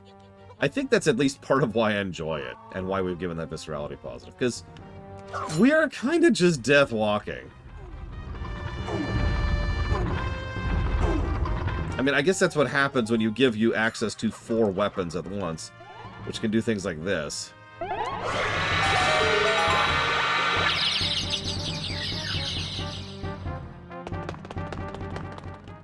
Alright, left to right. Left to right.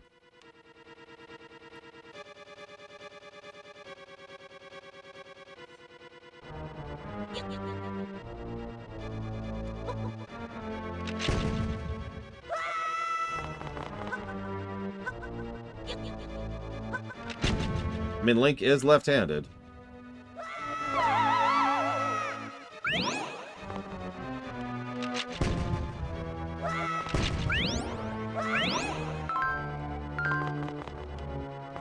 I missed. Honestly, I kind of like these more arcadey sections in general. I wish we had more of them. In fact, I want to show off something I haven't had a chance to yet. Check this out. You actually have a downward stab. So, here, to show that off a little bit more. If you come down at something... Oh, okay, it doesn't work there. So you have to be launched in the air. Yeah, we will actually need that downward stab later. But if you're launched into the air, you can come down and just slam right into something. I believe it does bonus damage. Don't quote me on that. I just know the section that we'll get to later.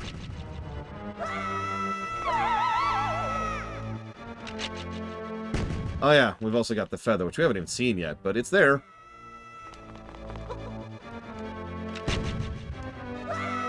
Oh my gosh. Yep.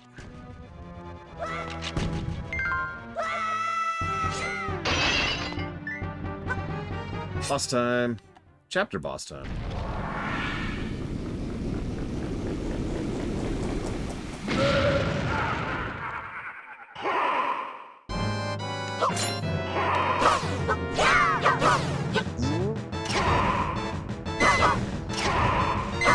You know, I mentioned that I played this game before I played Wind Waker. That's significant. Damn it, I screwed it up. That's significant because when I played this for the first time, I had no idea who this was. I'm like, who is this Yahoo? Because, you know, this is how he looks in Wind Waker.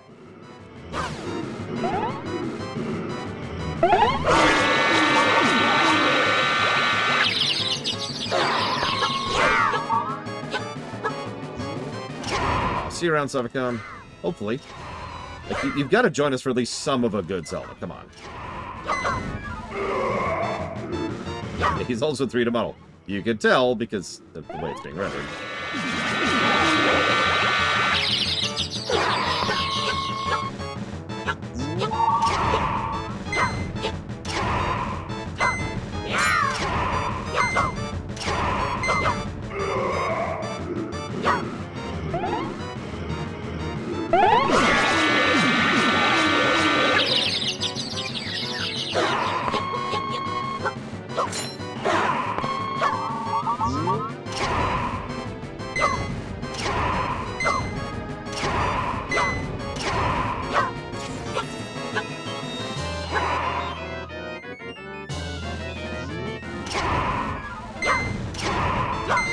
Play Pong for a minute. It's cool.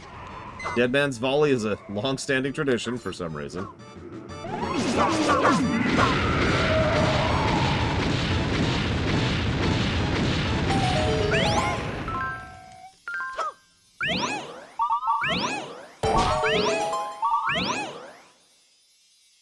Small little detail, but in several sections you can literally see the overworld map in the background. Or that is to say, a drawing render of it. Adds to some visual continuity stuff, which I like. So, World 1 done. In about an hour and a half.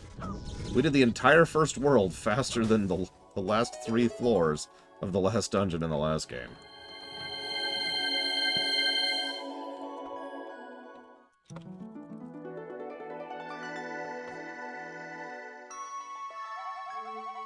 Where am I? Oh, the darkness, it's gone. Oh, I've been freed, haven't I? Link, what's happened to you?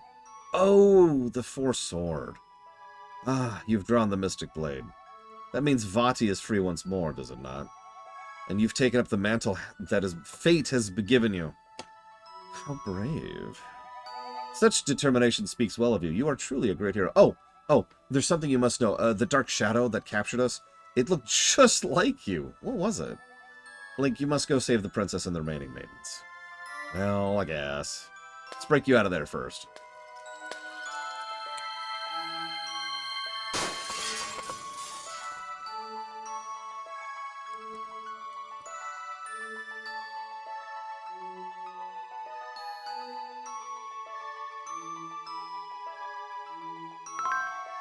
Travel by sea under my protection to a place called the Eastern Temple.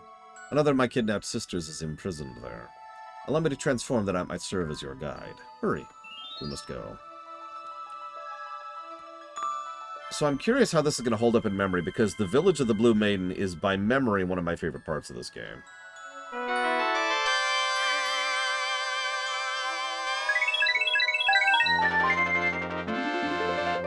See you around a noble name. See you around, Terra.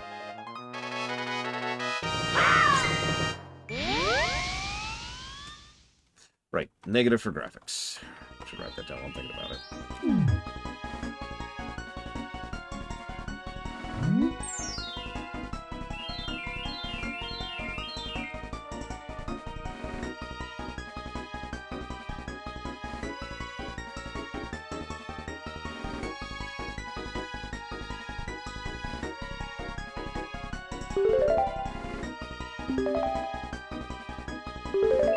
World 2. Link, the bond you all share must grow stronger if you're to hope to meet the difficulties ahead. Be prepared.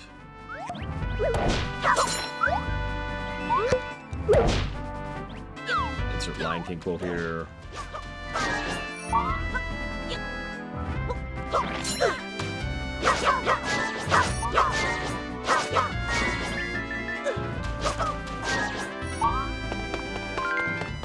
Oh, I know the plot of this game by heart quite well. That's why I've been sharing tidbits about it as we go. Oh, yeah, if you're ever wondering why there's usually like 4 copies of a specific item, it's because if you're playing this in co-op mode, you can only pick up one of those. And it doesn't give anything to your buddy, so, you know.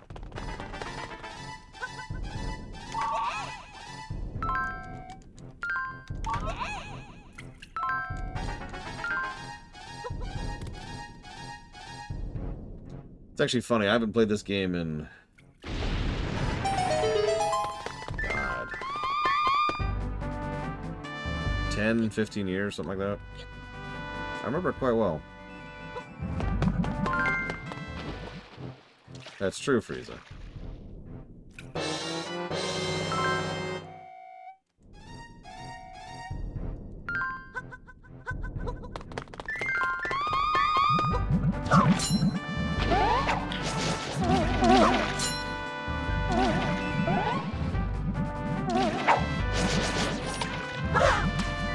I will say I find the characterization of the central villain interesting, if that answers your question preemptively, Retrozestus.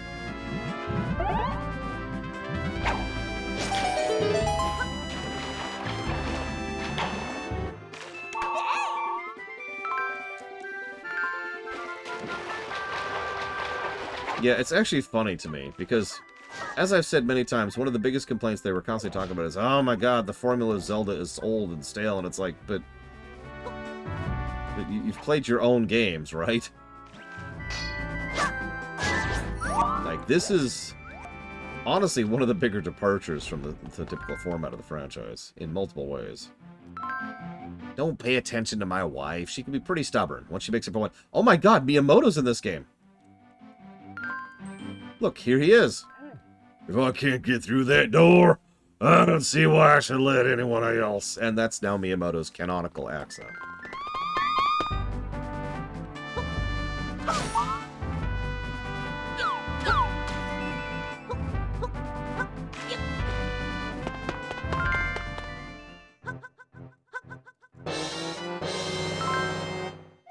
And yeah, this is pretty much exactly what Frieza was talking about 5 seconds ago here.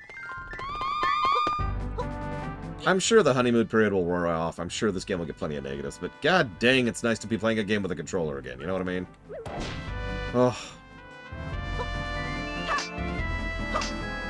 No, you don't know what I mean, but trust me, this is already a breath of fresh air.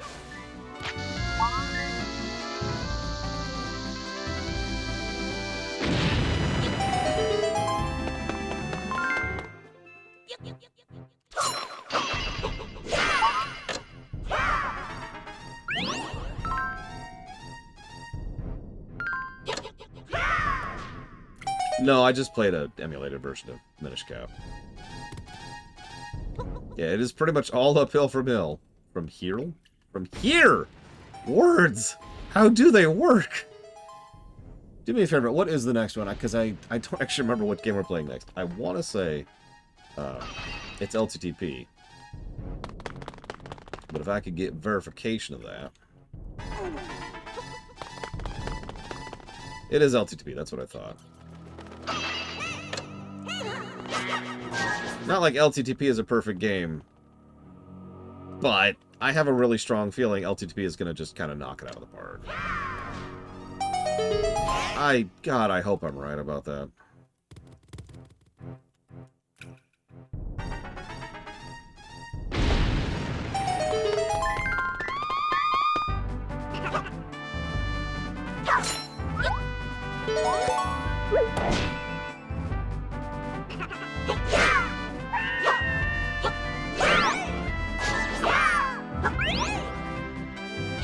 Well, we have to do LTTP before Link Between Worlds. I mean, think about it.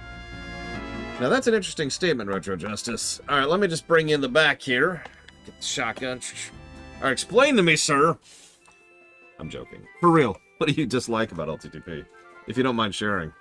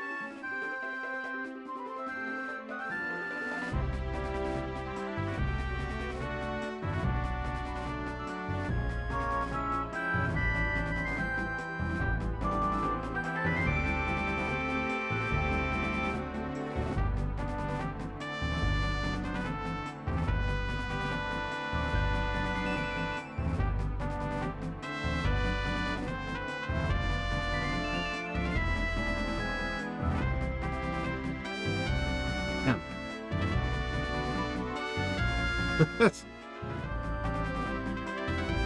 mean, I have played LTTP quite a bit. Hell, I used to do randos semi-regularly. Ugh.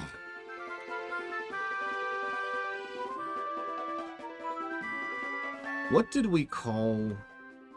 It wasn't a first game, that's different. What do we call it when a game is the first game that's endemic of the series in question? We had a term for that, and I can't remember it right now.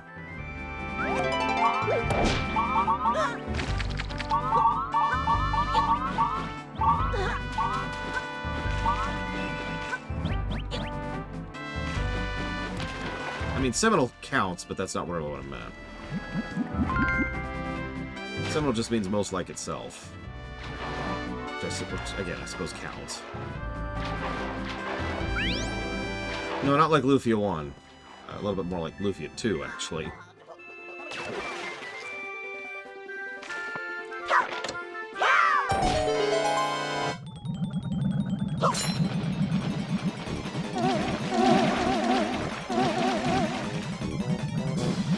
Put this a little bit differently. What's the first Zelda game? We'll just get right into it.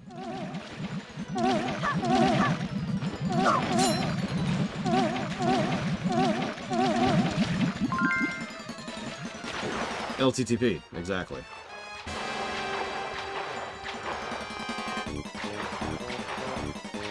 What's the first Mega Man game? Mega Man 2. Establisher, that was the word. Thank you, Ross. What's the first Mario game? Mario 3.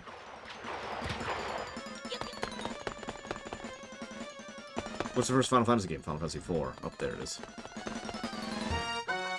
Yes, so, Establisher. That's exactly what I was going for. I'm sorry, I'm not trying to defend LTTP. I was just, while I was dealing with my mother for a second there. No, mine was actually Mega Man 2 era. Oh yeah, so the fairies can upgrade our items. Level 2 items are ridiculous. I can't wait to show off some of the level 2 items, like, say, the bombs. Or the hammer. First Dragon Quest? 3, actually. We have already shown that on camera.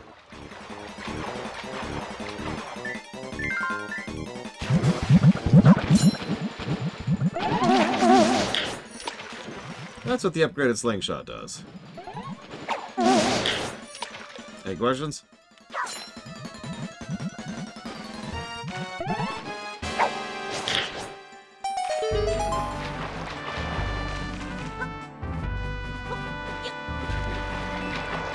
Oh, you'll see, Arspruce.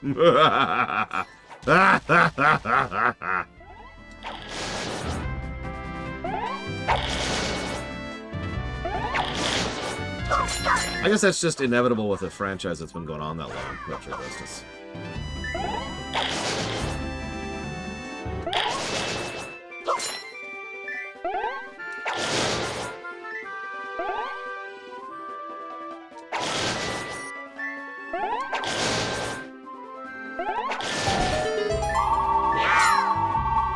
So, this is probably the easiest Zelda game out there, by quite a wide margin. Because rather than prioritizing difficulty or challenge, they prioritized one thing over all other things in this game. Fun. That's one of the reasons I used to replay this game so frequently. It's just fun. They made bombs that big. This can't be good. If you value your life, flee when you see one of those things. Oh, and if you and that mad bomber are like two peas in a pod, you're practically identical twins. What is up with that? So I just want to show off what happens when the bomb goes off topside.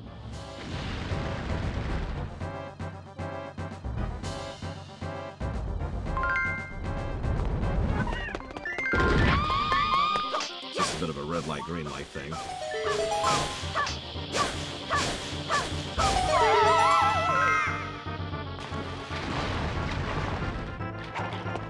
And yeah, that straight up kills you if you're up and about when it happens. Now, your fairy can save you from that, but still, you're losing a life.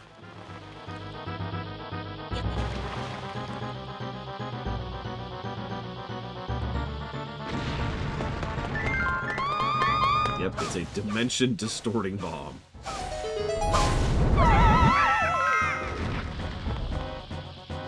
That's a good question. I don't know, Talia.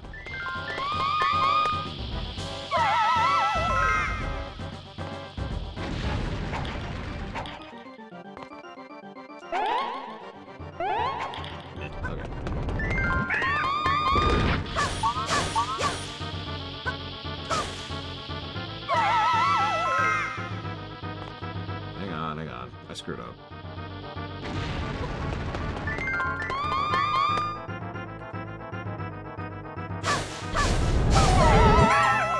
But yeah, I expect LTTP will be simple but solid. Mario World. Is Mario World the best Mario game? No. Is it a really good game despite everything? Yeah. That's what I'm expecting from LTTP. I would not be surprised by 100 plus on that one.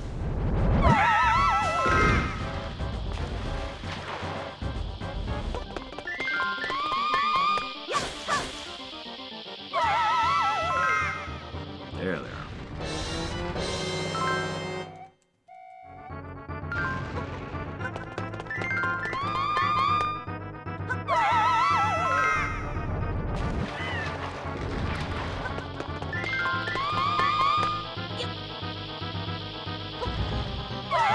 If Link Between Worlds doesn't pass the 200 marker, I'll be surprised.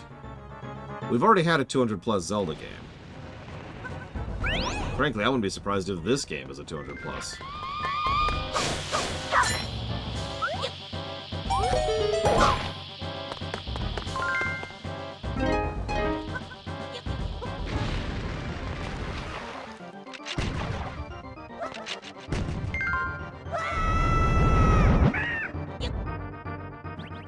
I guarantee A Link Between Worlds is going to outdo Link to the Past. There's almost no way it's not.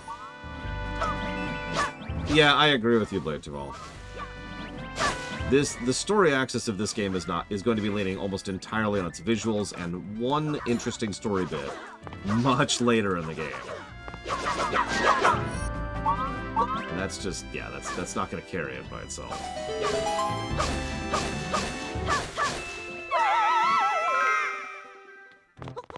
The real question is, how will Link Between Worlds fare against the big boys, like Twilight Princess? Or Majora's.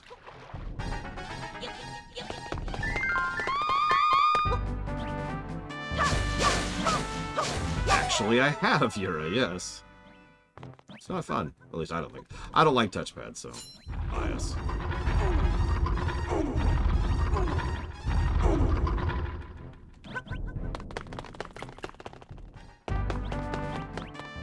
I've only played Link Between Worlds once ever, because it's a 3DS game.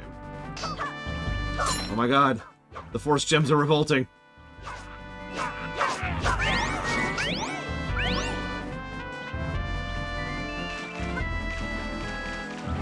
Yeah, I would agree with that, Ross.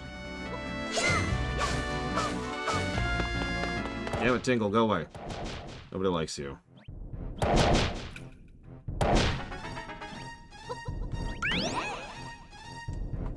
Let's see, do I even have a hot take for Zelda? I'm not sure I do. Unless you count Zelda 1 sucks, and honestly, I don't think that's much of a hot take.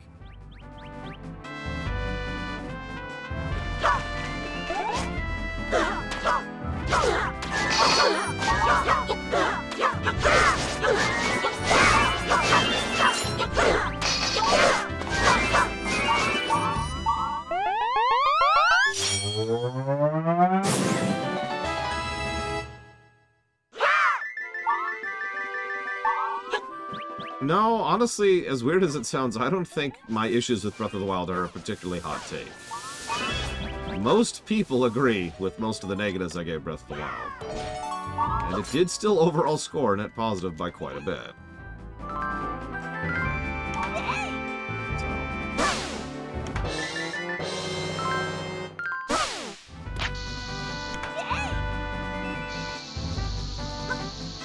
Yeah, Twilight Princess being my favorite.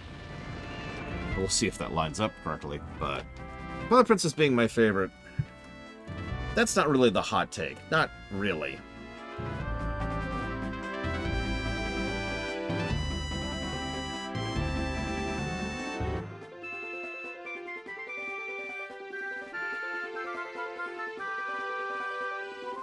No, my hot take is that Ocarina is not the best Zelda game.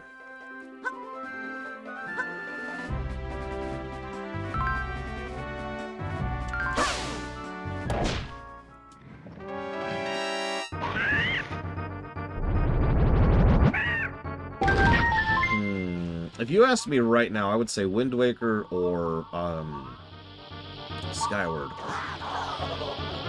would probably score the worst. But I have no idea. We'll get there.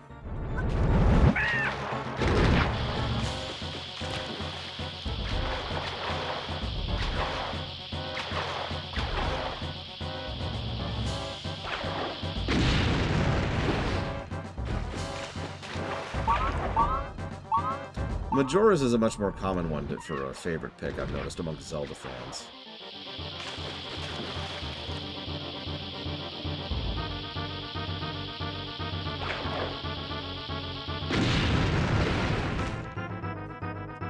Majora's kind of the DS9 of Zelda games, I've noticed. Oh, Master Quest is absolutely going to drag Ocarina down. I should know. I've already reviewed it.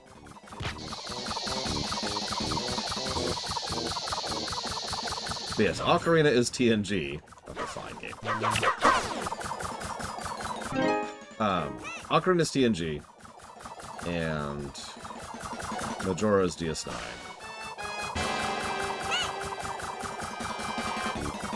Which would probably make Skyward Voyager, actually. Oh, bullcrap game. Oh, give me that.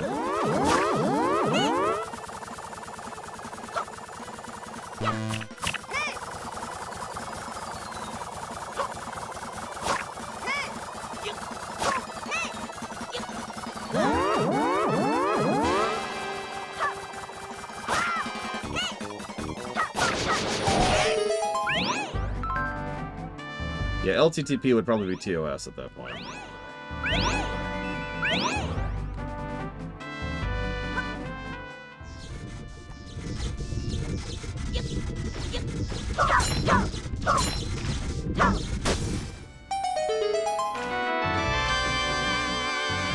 Which one's Discovery? Oracle of Seasons.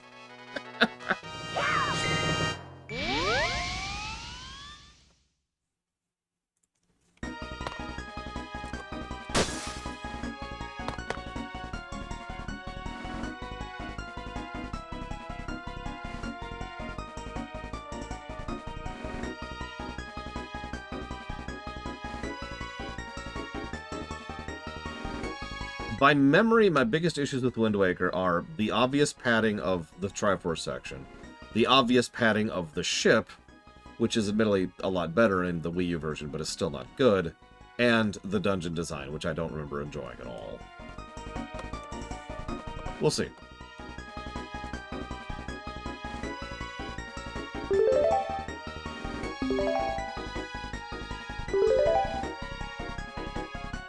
Village of the Blue Maiden.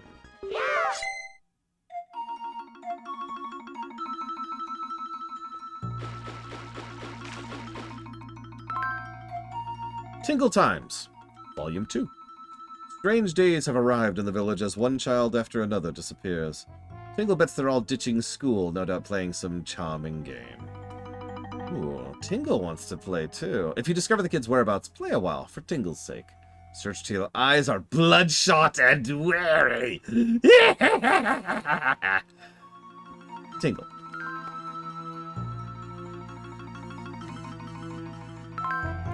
Oh, travelers, listen. Calamity has befallen our town. First whirlwinds, then mages. What are we to do? We need one who can sense moon gates. If you run across anyone who can do that, be sure to let me know, okay? Yep. So, nice tutorialization immediately. We just see the shadow force gems there, and it's like, oh, wait, what?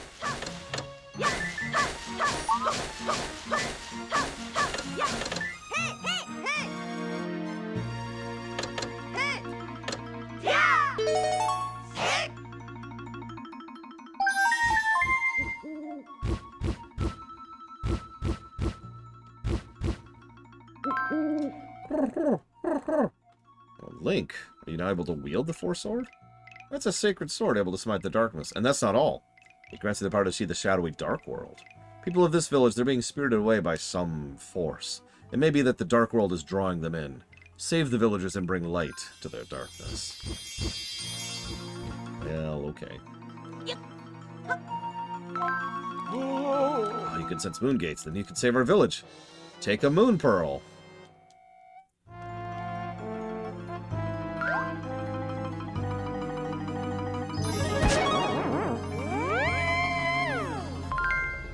Of course, the Dark World is here. One tiny little detail I always enjoyed.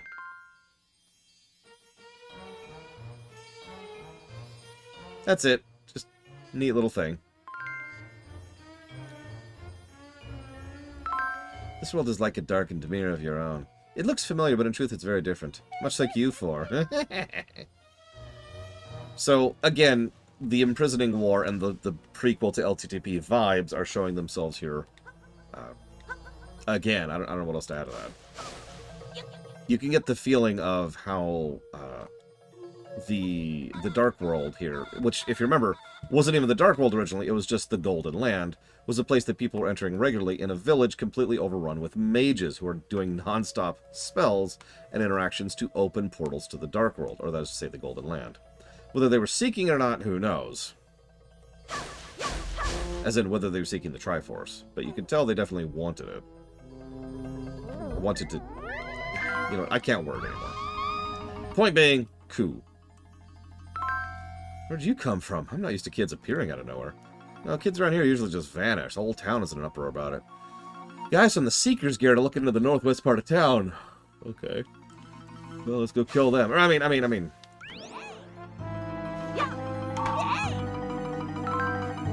can't talk today. I apologize.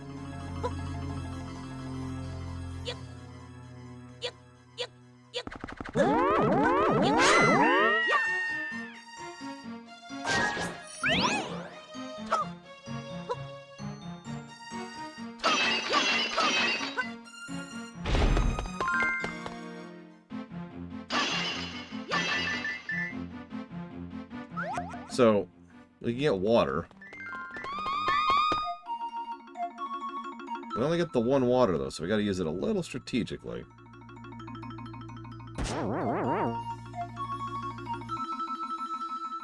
Well, one water at a time, I should clarify.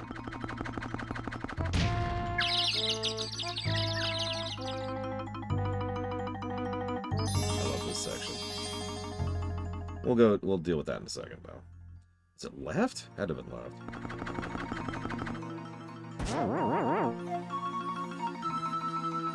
This is our first real non-linear segment, too. And helps to emphasize why the pacing of this game is pretty legit despite everything. There you go. Whatever. I'm Secret Agent 2. I'm not supposed to move from this spot right here, but I can't say any more to anyone who is outside our secret guild. But I can ask for some help. The guild bylaws don't say anything about that. If you feel up to it, go see your head office, north of here. You're the boy awoke Vati, aren't you? Thank you very much. You've made the world a better place for our kind. You want a moon pearl? I suppose it's the least I can do after everything you've done for me.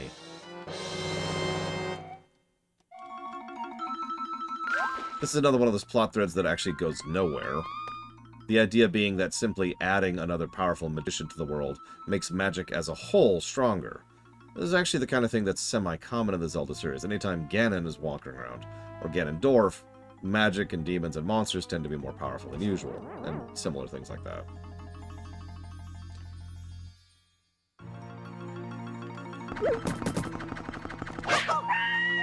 Also, notice we're getting little bits of tutorialization in the form of the Shadow Links here who keep doing the dash attack against us.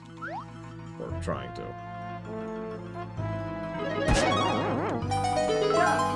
I'm Secret Agent 3. I'm in the middle of a serious investigation. Looking for a particular person. I can't tell any more about it. You gotta go to our office, west of here. My girl and I were fighting. I took off, and when I came back, my house was gone. I went to her place, but all I found was this strange mage and a seeker. Where's my house? Where's my girlfriend? I've lost everything. What am I supposed to do now? Whine about it in a field, apparently. Loser. Jesus. Would you believe I don't know, Sub-Zero?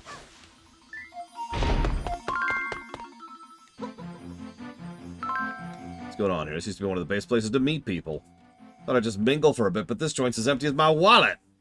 I don't want to go next door either. That strange mage has been over there reading that book of hers. Ugh, weird. Weird people. Reading books. Yeah, I would imagine there really is no formation when it comes to co-op, but I don't know. Books are pretty weird. Let's gamble. You won't get any trouble. Risk 100 force gems and see if you can get more. Sure. Left, middle, or right? Left, middle, right. Left, middle, right. Middle. Nice.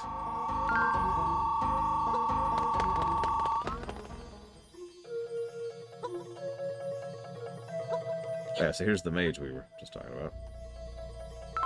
My name's Iris. I'm a novice magician. I lost my magic book, and now I don't have the magic to get back home. I tried some spells from memory, and I got this tiny house to appear. But it's so frustrating. Where in the world could my book have gone?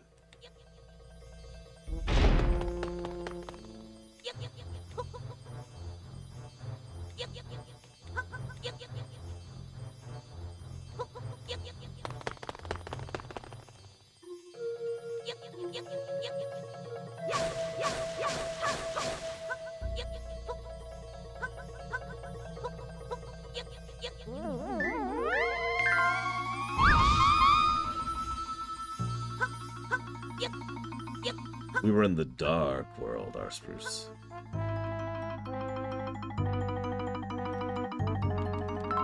Would someone do something about that woman? She's blocking the door. I tried asking, but she won't budge. I guess I could try shoving her. She looks kind of heavy, though. I doubt I could do it alone. I want to go into that shop, but I can't get by. How come the shop next door is getting all the business? I just remodeled my place and everything. People should be flocking here. I'm trying to get people excited, so I'm standing in line for my own store, and I'm not budging. That's not gonna work very well. Sorry, I just accidentally solved the puzzle. Although, good guidance on that. Did you notice that? Damn. I feel like I've been standing here forever. It's tough on an old woman. I'm pretty, and I have a pure heart, just like a little kid. I came here to see if somebody could kidnap me. The lady in front of me is scary. If I were her kid, I might not want to come home. It's just like my dolt of a son to cause me so much trouble. Please, someone make this line move faster. I really have to go. This isn't the line for the bathroom? When is it finally going to be my turn? This is awful. I don't care how long it takes. I am not getting out of this line. You've been such a cute little boy. What are you doing with such a big sword? Isn't that girl in front of me cute? There's no way I'm letting you block my view. Hey, no cutting. What, you expect to believe you just want to get to the other side? Yeah, right. That's what the Kuko said. Well, you're not going to fool me. I'm going to ask the Seekers Guild to let me join them. If they made me a secret agent, I'd solve all these people's problems. Pronto. What's going on in here? This line isn't moving at all. If this keeps up, I'm going to make them investigate my case for free. Oh, my poor darling grandson. Gone. This whole experience has been awful. I came to ask the guild members for help. Huh? Me? I'm sorry, I'm just here looking around. I just saw a huge line and figured it must be for something good. My husband and I came here to request an inquiry. What if such a small guild from such a small town can handle such a big task? My only daughter is vanished! Someone has to look for her now! How long am I have to wait here? Oh, there, no cutting. You want people to treat you like an adult, you better learn some manners. To the back of the line with you.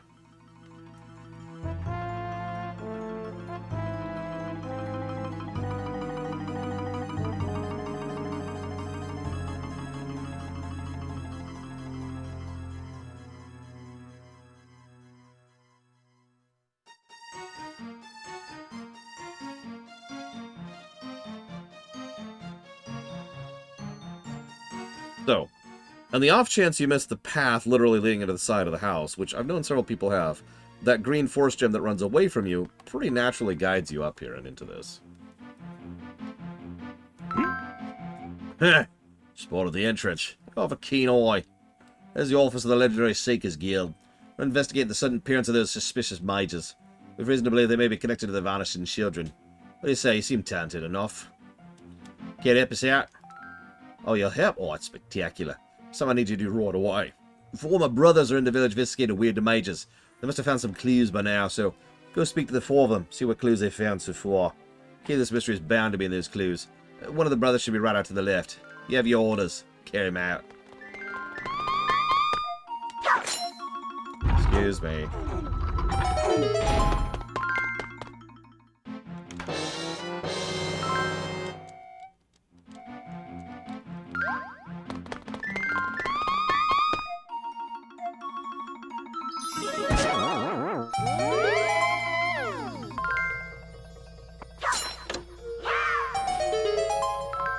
We spend all of our time here running and racing. There's no adults, so we can just play all day long. If we reach the goal in 20 seconds, I'll give you some boots. Let's do it!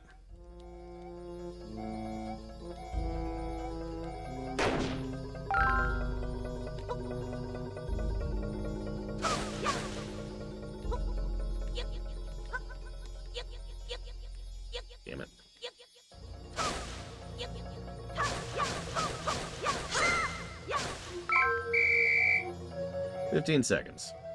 That was terrible. Little advice, you'll get back more quickly if you use the boots you're about to get. Thanks, kid. You got the boots.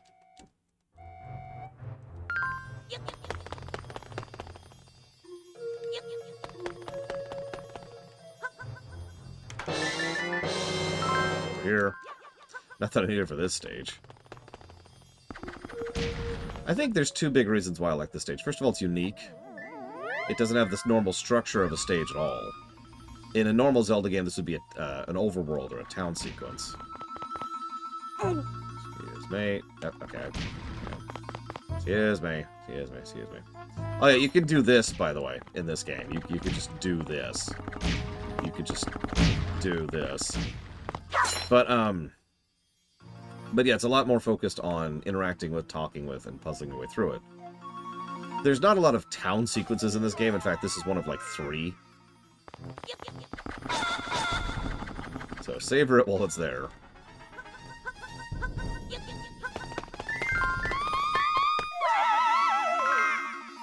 Yeah, imagine you're at line to, like, I don't know, an Olive Garden. Because you have no taste. Why are you at an Olive Garden? Go to a real restaurant. God. Anyways, as you know, Olive Gardens have giant lines because most people have no taste. And you just smash right through them. Yeah. So you're a new member of the Seekers Guild, are you? Let me tell you about the clues our investigation's turned up so far. Sideload Bay's wish should be the 6. I'm sure it's connected to the incident somehow. Don't forget it. You guys used a moon pearl, didn't you? I swear, that guy's been staring at me for quite a while now. Who does that insolent loud think he is? That's just rude. Ugh.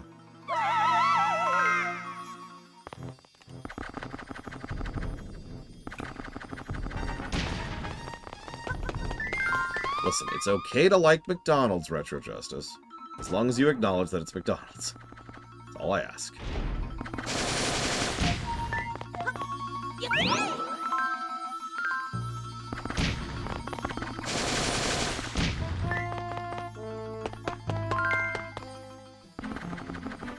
Flip. That's just me getting distracted there. it's just...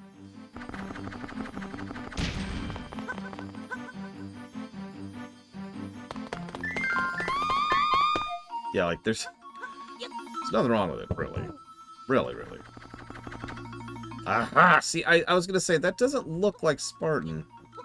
And as it happens, it wasn't Spartan, so I suppose that makes perfect sense.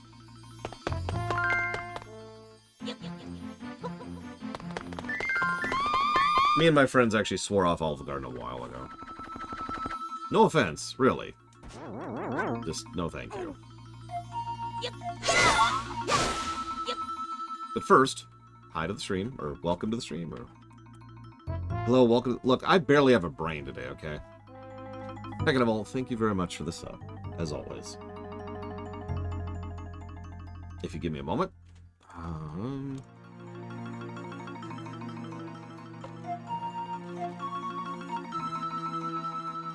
We're gonna put that towards Metroid Prime Hunters. A DS game, so we know that's gonna score terribly. God, I hope not. I really hope not. The Homeworld block, and Dead Space are done. Thank you again.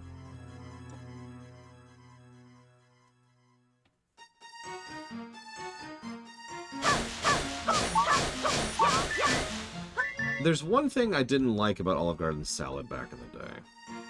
Too much lettuce. Oh, don't mistake me. Lettuce is fine, but too much lettuce. Oof. Just way too much lettuce. There's Call of Duty games on the DS?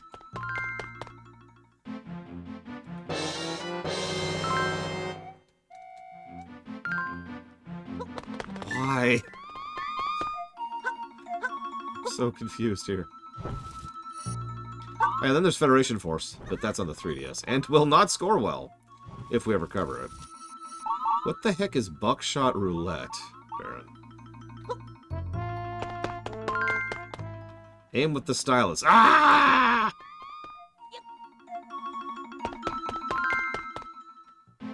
Yeah. Oh, so you're here to help with the investigation. Oh, that's welcome news. Well then, listen to what I have to tell you. Look, Mage over there, right? I was hiding over here watching her, and I suddenly heard her call out, "Beautiful!" Suspicious, isn't it? Maybe it's part of a spell or something. What's she up to? The girl here has vanished, too. No doubt she's in trembling in fear even now. Sorry. What was I saying? So I'm assuming that's a game that is not on the list, Baron. Especially since I haven't heard of it.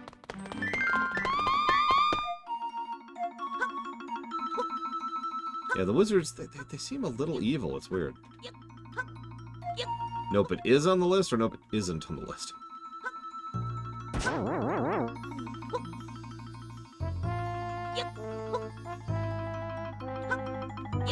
I'm just confused. Baron, why are you trying to confuse me?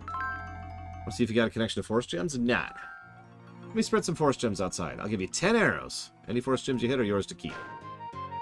Okay.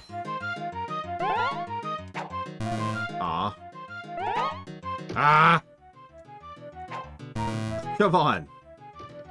I'm not getting anything out of this. At all. Okay, fine, I'll go here.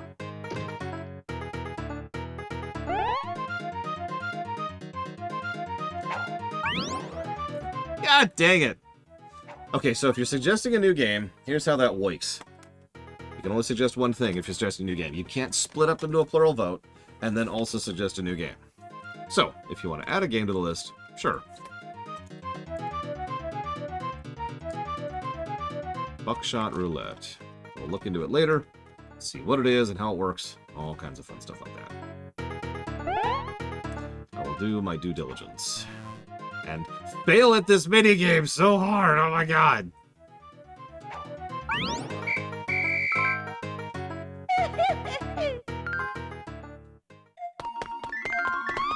Yep, you can add one or fund 3. That is the rule. Yeah. Oh, so now you're a member of the Seekers Guild. Well, why don't you listen to the clues I've gathered so far? Weird mage is lurking back here, and I sometimes hear her talking to herself, and she says deeply connected to the village. That's most definitely a clue. Go report it to the chief. So now we just missing one poison. I don't know why I'm talking with this weird accent. Oh my god, I can't talk at all today. I am so tired. And, you know, Spirit Tracks sort of destroyed my brain. Okay, so... hang on. Did I already do this? I did. Okay, cool.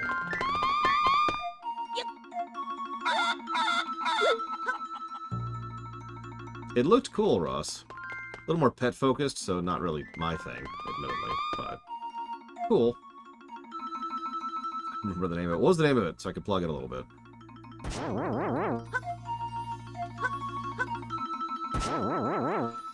It's not really a new rule, it's more like it's the rule it's always been, Vandalia.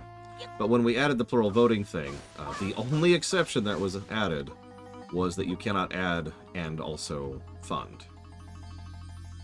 That's it. You cannot add and fund. What was it called, Nova?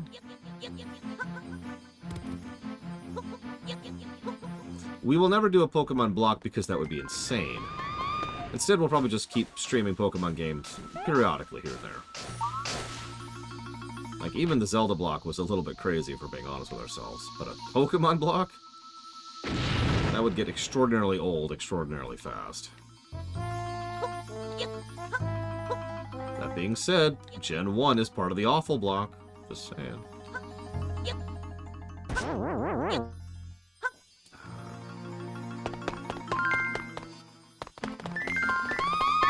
Oh god. Yeah, I'm probably just gonna stop reading stuff out loud in the opposite block, honestly. So I talked to him. Oh, I didn't talk to him. That's what I'm missing. Is it Retro Justice? I look forward to being proven wrong on that. Yeah. Well, is that? You're a brother of the Seekers Guild.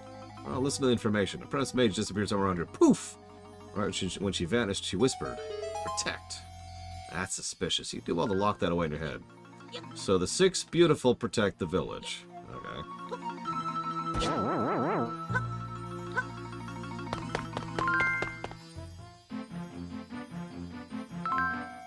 Oh, you've heard all the clues. Let's see. Strange mages. Yes, that does seem odd. What do you believe the mages referred to? The maidens.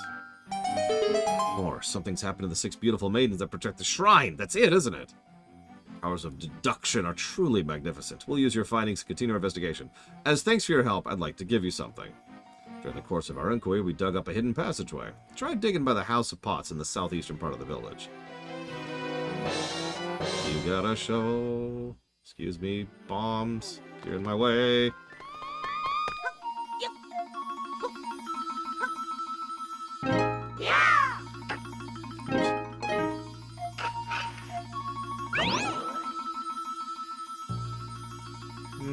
We'll see, Retro Justice.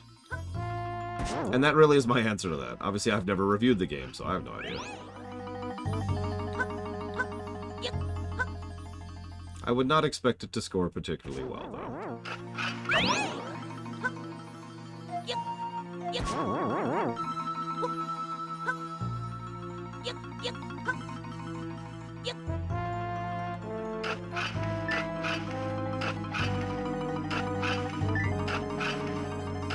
Gen 1 was very ambitious, and if there's one thing that ambitious games tend to do, it's fail.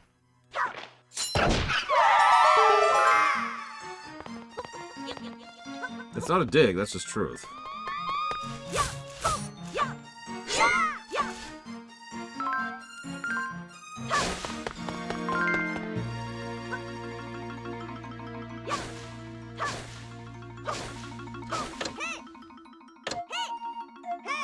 Damn it.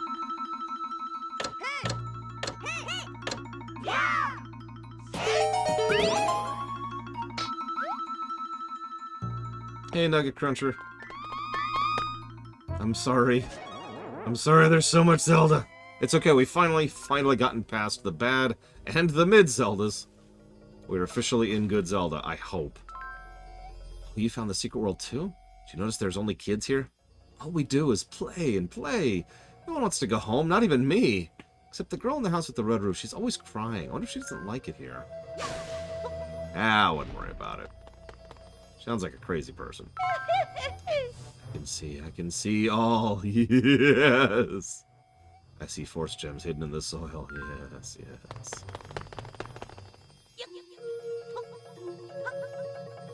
I should market the Spirit Tracks run. If you ever want to see Lore cast an F-bomb, go watch the Spirit Tracks run. Good evening, J. Palmer. You like my heart? No. Do you want to burn with the flames of passion? Yes.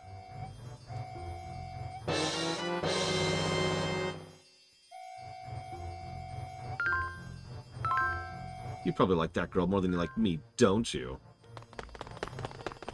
The flute thing was certainly bad, but actually, no, it was basically everything.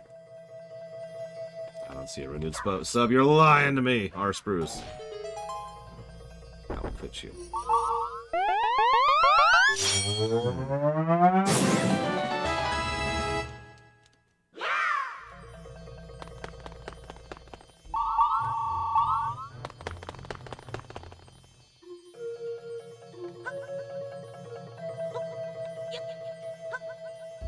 Over here.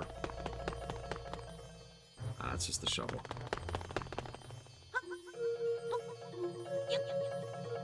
Yes, we are currently playing as Link, Link, Link, and Link, respectively.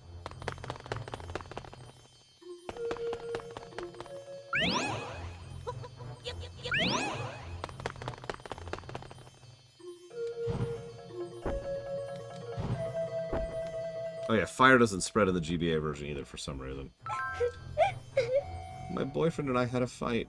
It's always my fault for being so stubborn. You can't do it or something like this. Will I never see him again? What's that? You're going back to your world? Please help me. Please take this letter to him. You took the letter, savior of romance. Well, sure. Why not? The WoW review waiting room. We'll get there in a few months.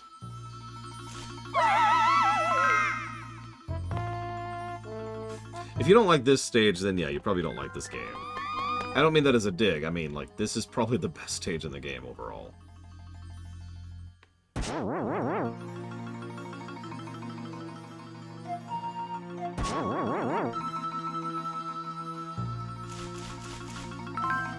Krill and I were fighting, and blah, blah, blah. This is a letter from my sweetie? Let me see it. Huh? Oh, I'm so relieved. My sweetie's okay. But she was attacked by a giant tornado and a dark shadow that kidnapped her? Can she be rescued? Hey, do something, please. She gave me this feather as a good luck charm. You can have it if you help her. It's great. You'll feel like as light as a bird. You can jump around light as a feather. You can even bound over giant holes. That's all I have left. The jump. Now we have a giant AoE.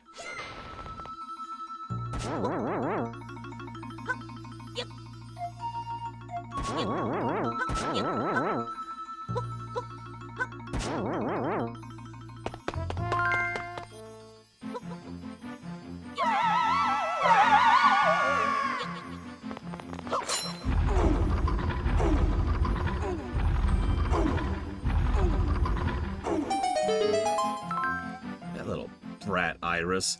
Can't believe she'd leave such a valuable book just lying around. Hey, aren't you the lads who freed Vati? Oh, what good timing. You know how to get to the Dark World, do you not? If you see my apprentice, a witch named Iris, please give her this book.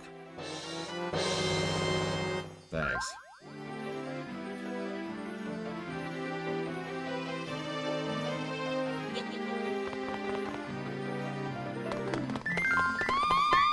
We're almost done, though, Retro Justice. Don't worry.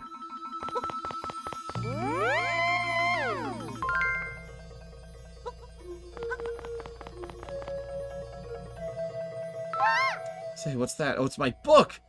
Oh, well, I'll be. Pretty impressive for such a little fella. Huh? The guy who owns this house is upset. Oh, I didn't think anybody owned it. I thought I just magicked it down of nowhere. I'd better return it right away. Here, check this out. As long as I have this book, I can do anything. I really must return this. Abra this, hocus that, shalabazoo, boo! That should do it. Look back in your world. You understand the magnificence of my magic.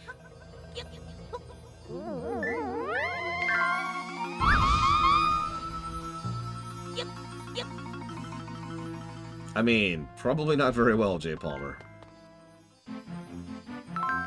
Oh, thank you very much. This is all you, right? My house suddenly appeared, and when I went inside, she was here. Honestly, there are not enough words in the world to tell you how grateful I am. I will never forget you, no matter how long I live. Thank you. I'm so happy for all you've done for us. Not only did I make it back to this world, but we also made up again. I just hope the rest of the villagers can get help soon, too. Nah, they don't need it. They're fine. They're fine. Everything's fine. I don't have bombs. They're fine. We don't need bombs. We're fine. We're fine. We can do platforming in a Zelda game. We're fine. We're fine.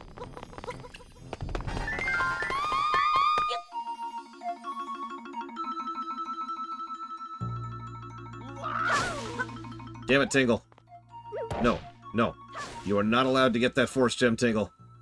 Back off. Okay. Because of everything that's happening in town, I wanted to get away for a bit. Maybe I'll go to the Eastern Palace. It's nothing like this old village.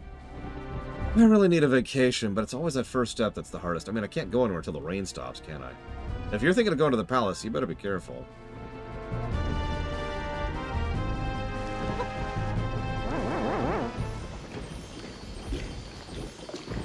Mini-boss.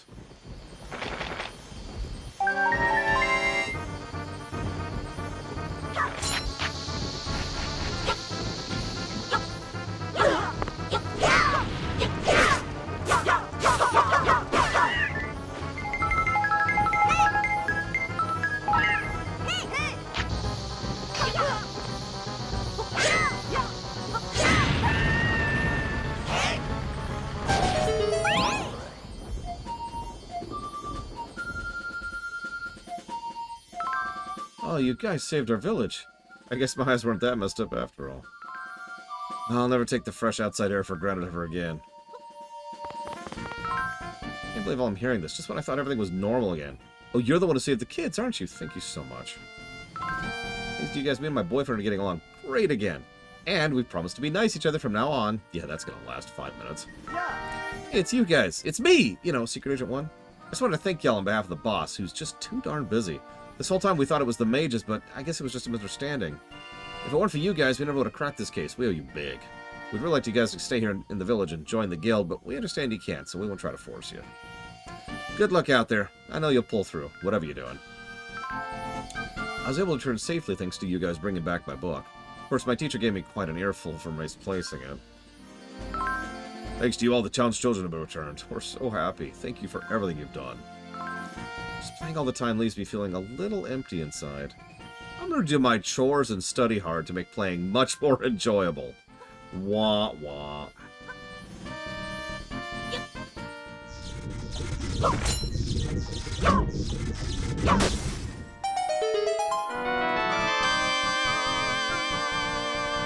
I mean, don't mistake me. You know, chores and all that, but seriously. Thank you, Archspruce. As always. Even though I think you're lying to me, because I don't see a sub. Liar. Shake fist.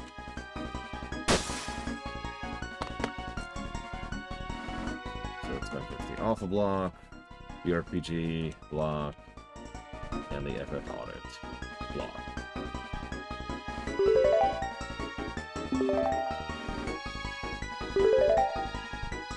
You know another thing that's going to push this game up in terms of quality? Density.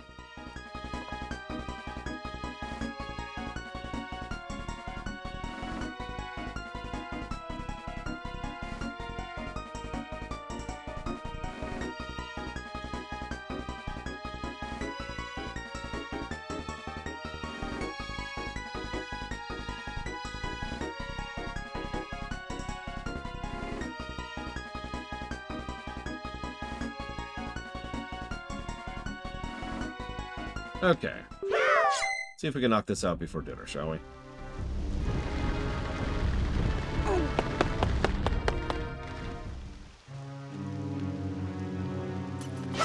Five is a great game. Even now.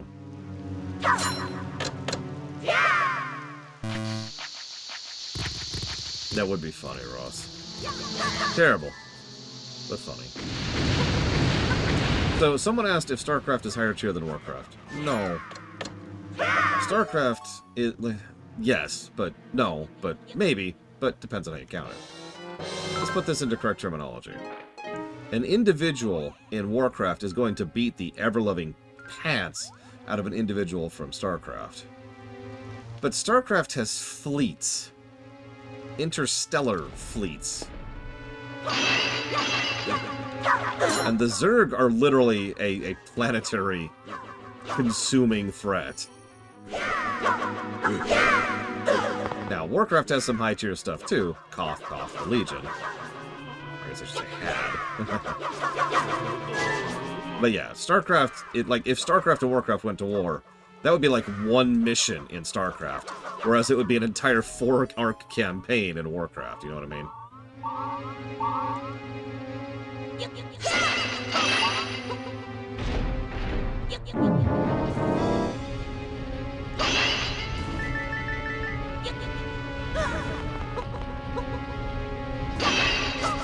Notice how, once again, there's a lot of reimagining going on here.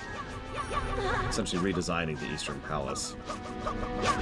If there's one way I think Ocarina will definitely score better than LTTP, it's dungeon design. Not that I think LTTP really has bad dungeon design, but Ocarina just kind of kills it in several respects. Then again, Ocarina does have the Shadow Temple and the Water Temple. And neither of those are really good dungeons. Right.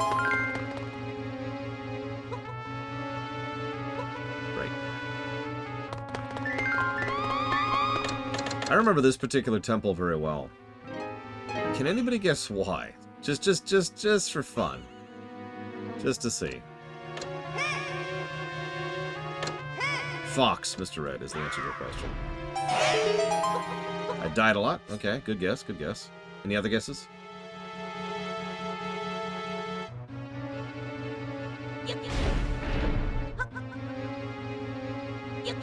I was stuck a lot? Okay, another good guess, another good guess.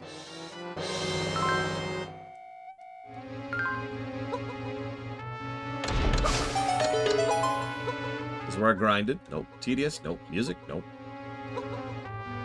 I apologize. This is sort of a trick question. I'm just honestly curious if anybody can guess. I apologize for the indulgence.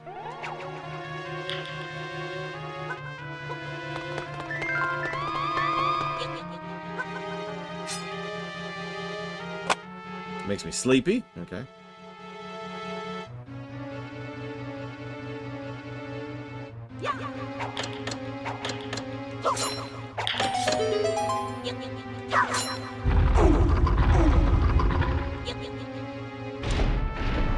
The correct unguessable answer is that I actually converted this dungeon into a D&D dungeon for the Primus campaign.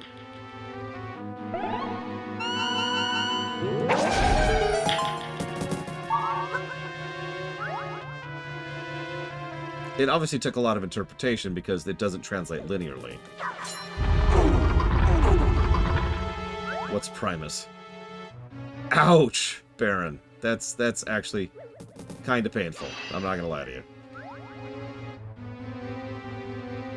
Yeah, Fox sabotaged the ever-living hell out of Firefly Lane. Something they were known for doing. Like I said, the answer is because Fox. I wasn't being facetious. Oh yeah, by the way, occasionally you can get one of those from, you know, a thing, so that's cool. We're gonna go up here now.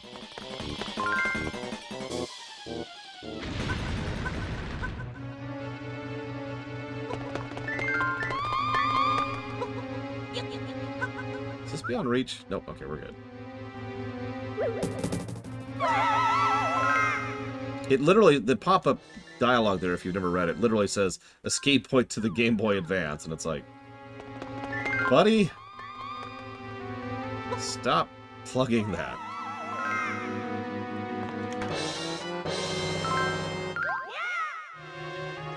Oh yeah, you can attack with items.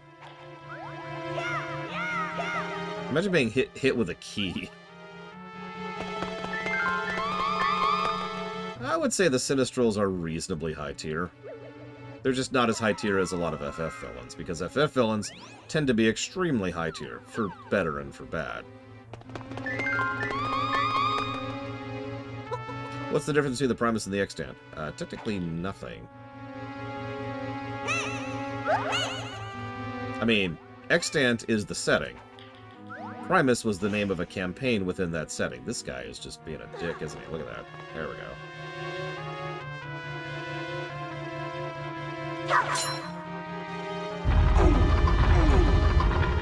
Oh, wow, Ginkgo. Do you ever feel like you're about to get pummeled into oblivion? If you want to get through here alive, you need a moon peril. I didn't know that, not until after I died. In fact, that's why I died. Well, that's dark. So yeah, we need to go through that. I believe it is actually physically possible to go through this without, you know, doing the trick. I say it that way because I've never actually succeeded at it.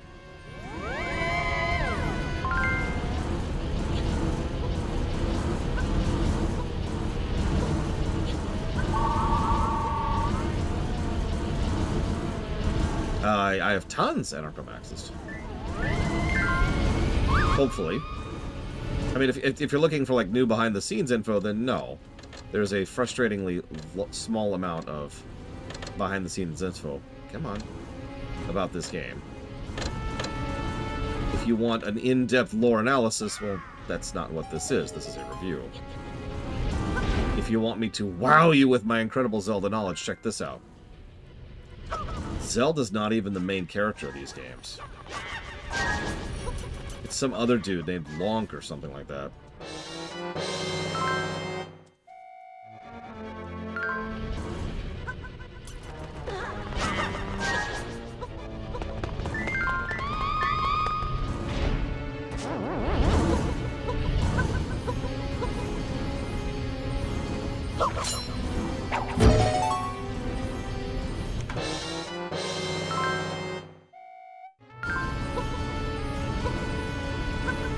Mushroom flavored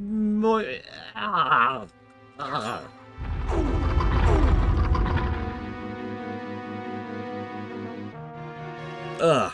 Okay.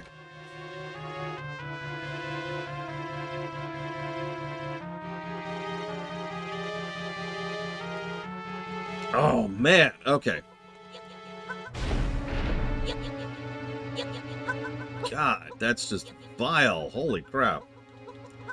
Okay, I'm okay. I'm okay. Well, I do discuss a little bit about the behind the scenes at the beginning of this stream, which I will not repeat here for fear of boring people.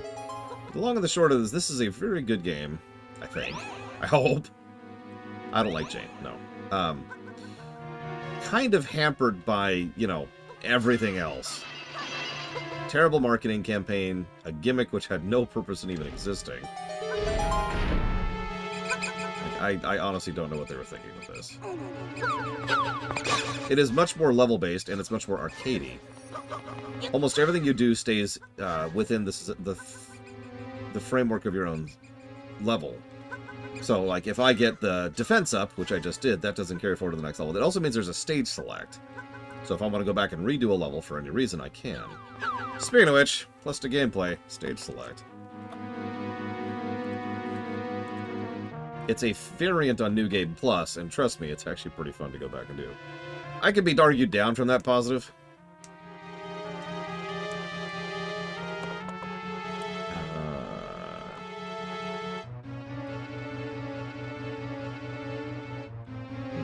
Let's put that under...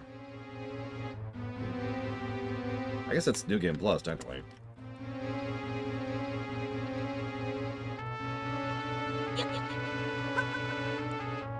So, very arcadey.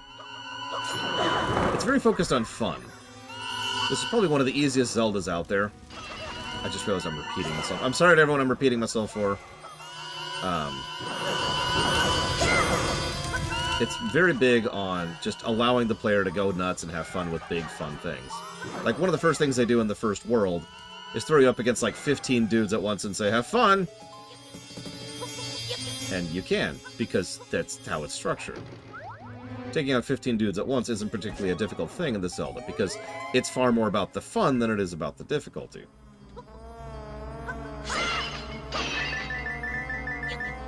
You know, that's a good question, actually. I'll have to look for that entity, because not every Mario game actually had a level select. So here's the bombs. The way that the levels are structured is interesting, too. The puzzles are all very precisely designed. What I mean by that is they know what items you have access to pretty much at all points in time, because you can only carry one item at a time. So they could say, you need this item to go get this item to go get this item, and they could structure their level design around that. But they can also play with that.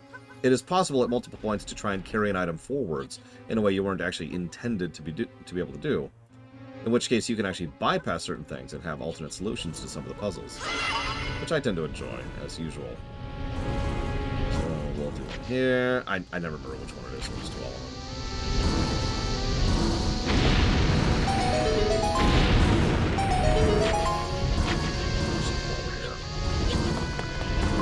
What's the lore implication for this game? So given how absent the lore is for this game, there's not much. Having said that, there is a fairly substantial narrative point, which I do find rather interesting and enjoyable, that we'll of course not be discussing until tomorrow. However, and this cannot be overstated enough, this does not exist in the timeline. Because because there is no Zelda timeline. It's a lie! It's a lie! I don't care how many times they tell me it's T. It's still a lie.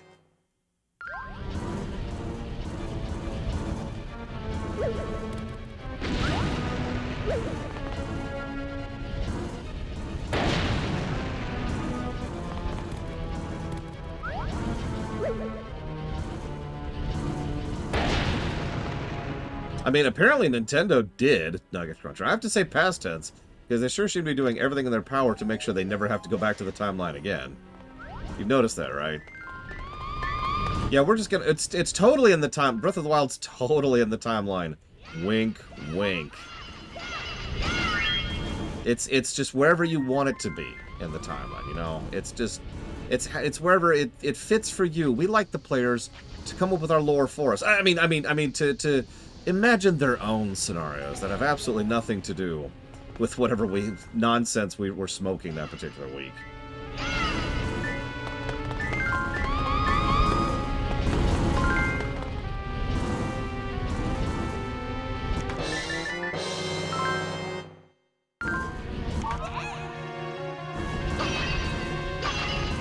canonically, and I'm only going to report this one more time because this is so stupid, this game occurs after Twilight Princess. You can tell that makes perfect sense because it makes absolutely no sense whatsoever. This game has nothing to do with Twilight Princess, nothing to do with that particular timeline, and nothing to do with anything. At all. Anywhere. Even the inclusion of Vati in this game is a non-standard, because Vati is not a character in this game, and has nothing to do with anything. Even the presence of the Four Sword isn't really a substantial thing in this particular game.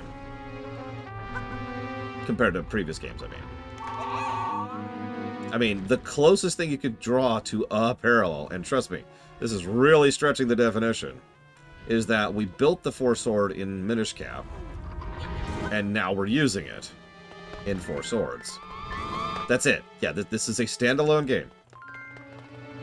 It was supposed to be about the Imprisoning War. They got quite a ways into production, and then Miyamoto in particular said, nah, it's too complex, and pulled the trigger on it, or pulled the plug on it, excuse me.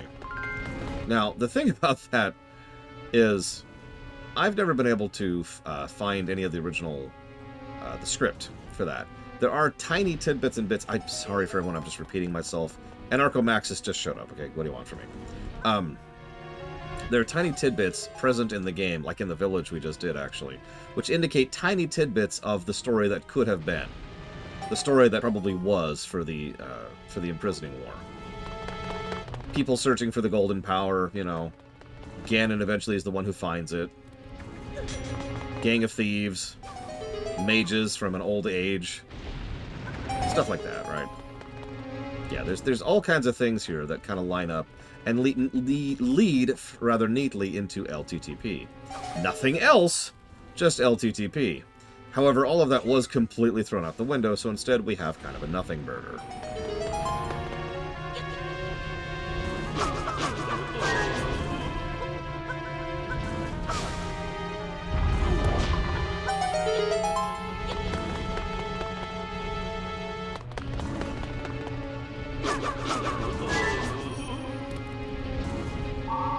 It's also, so we'll encounter these guys later, but there's the knights, like the legendary Knights of Hyrule, which just kind of show up out of nowhere, almost like they were some kind of knightly order designed to protect the entrance to the Golden Realm, which we've already been into in this game, by the way, and we'll go into later as well. But it's kind of weird, because in the finished product of the game, it's just like, hey, we're here. Who are you? Well, we're the Knights of Hyrule. We're here to defend the nothing. Don't mind us.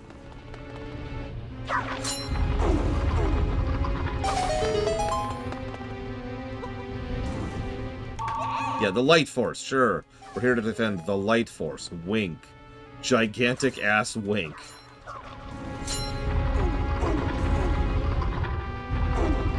And yeah, if you're paying attention too, this is probably one of the only new thoughts I have here. As we've been going through the DS games, it's kind of interesting that they keep referencing the Light Force, the Life Force, and the Sacred Force, which, based on translation conventions, I imagine is all supposed to be the same thing. It's probably all the same word in Japanese. Don't quote me on that. I don't know that. I'm just presuming. But it would not surprise me if that is the case. Because they're all kind of presented in the same general fashion. And all of them are not central to the plot, but pretty close to it.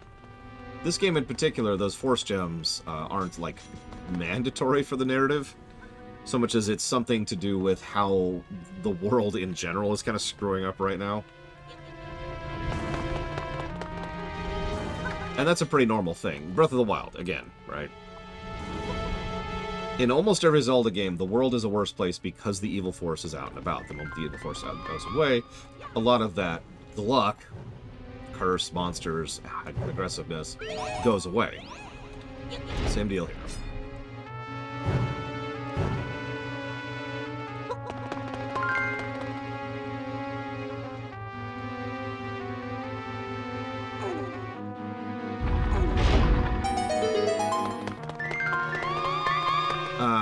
How come no one thought Skyward Sword had a timeline split like Ocarina? You know, honestly, I have no idea. Actually, that's not true. I have a very good idea. Are you ready for my very good idea? Check this out. pineapple on pizza. It's gonna be huge. You watch. Hang on, I've got an actually good idea, though. I think what was happening, and this is something I've become more and more convinced of as time goes on, is that the further on we get in the development of Zelda, the more the writers want to get away from the timeline as much as possible. And I don't know why they don't just, do that, right? Like, surely they have the power to just say, yeah, we're done with the timeline, because they keep just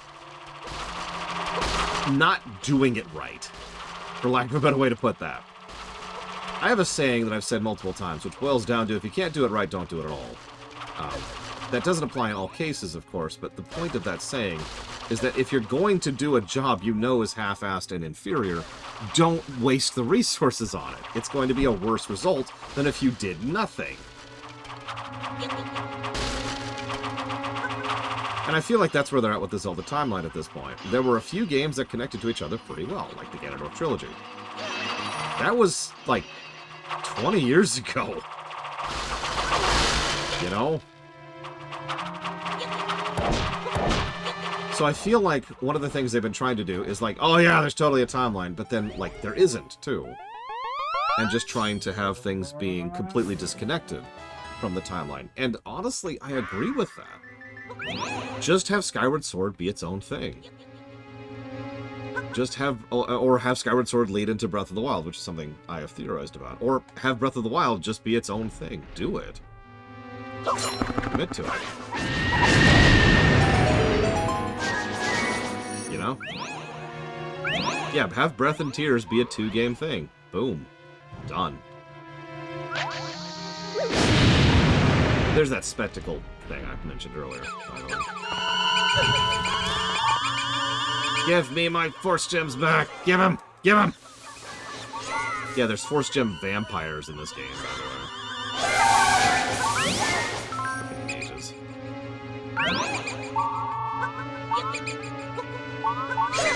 I turbo do not count Age of Calamity. Alternate timelines are alternate timelines.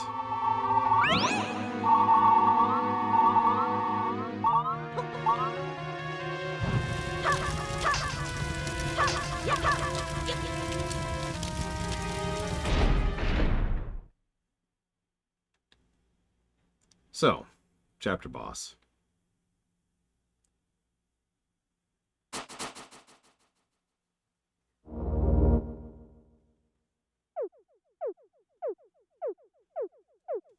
Always with the eyeballs. And yeah, one of the biggest pieces of evidence I can ever give that Nintendo themselves cannot keep the Zelda timeline that doesn't exist clear is the fact that the 2 books they released for the sole purpose of giving that timeline to people disagree on that saved timeline. Jesus Christ, people. Not that complicated.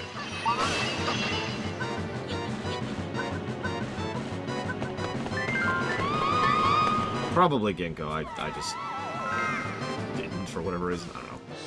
I don't even remember what's in that chest. Doesn't matter now.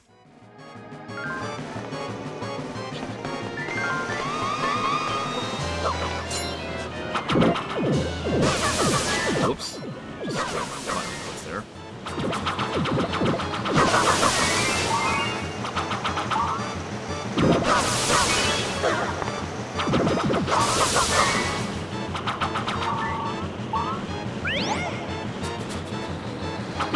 Whatever it is was skippable.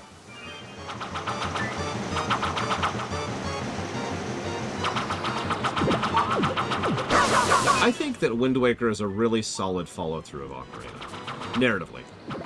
And I stand by that. I think if nothing else, they did some good stuff with the split. Because think about this from a much more zoomed-out perspective. For years I've called that Zelda's mistake. And I will probably call it that again. But think about it this way. Zelda's decision there pretty much guaranteed that any possible cycle or repetition or fate or whatever was just thrown completely out the window. And honestly, good. You know?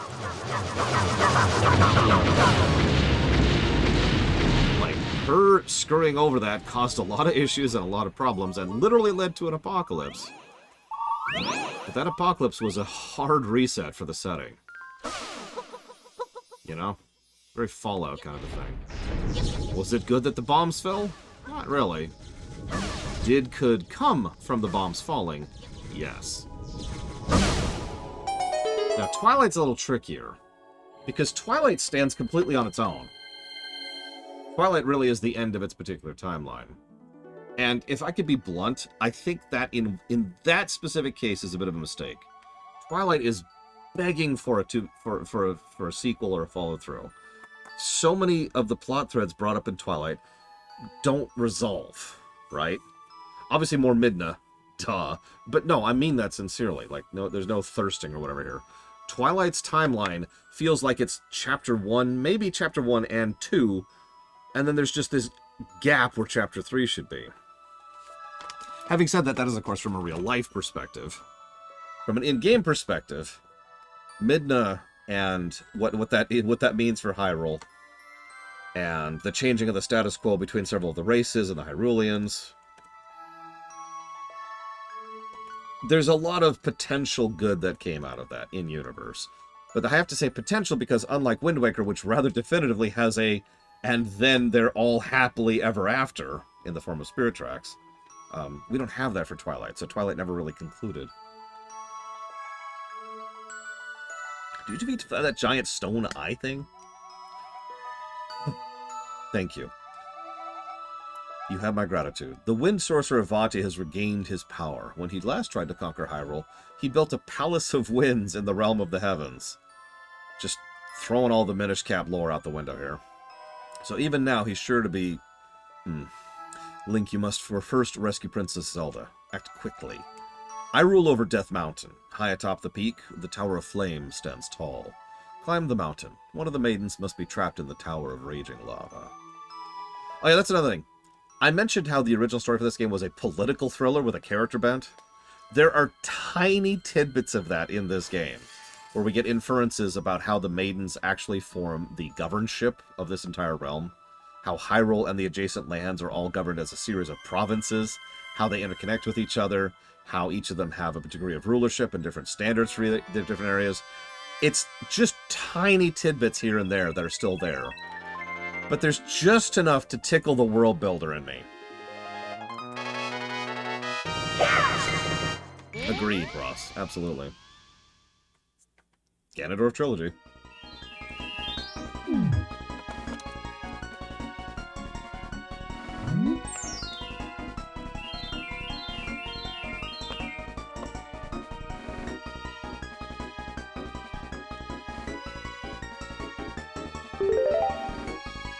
What's funny is Twilight Ganondorf never got satisfaction. He never actually was able to get over that bitterness. And it's just the worst feeling, right? Like, you try for something, you fail. That pisses you off. So you try again, but then you fail again. That pisses you off more. And repeat infinitely. And that's Twilight, that's Twilight Ganondorf in a nutshell. Link, we're in northern Hyrule at the base of Death Mountain. Head for the peak. Oh, okay, I guess.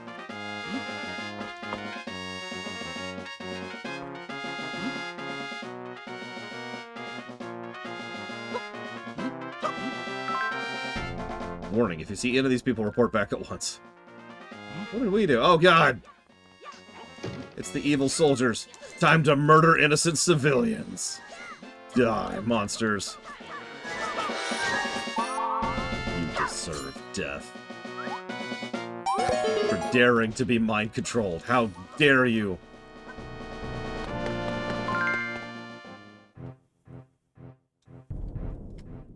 Honestly, one of my biggest complaints about Wind Waker Ganondorf is we don't see more of him. He's also a good example of what I mean, why you can add understandability, relatability to a villain and still keep them a villain.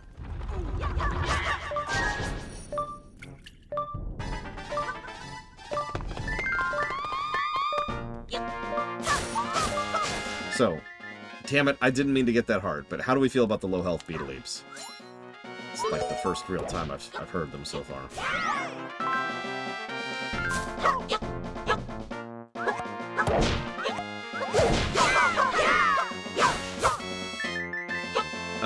We know it's at least 3 generations, but I don't remember the number.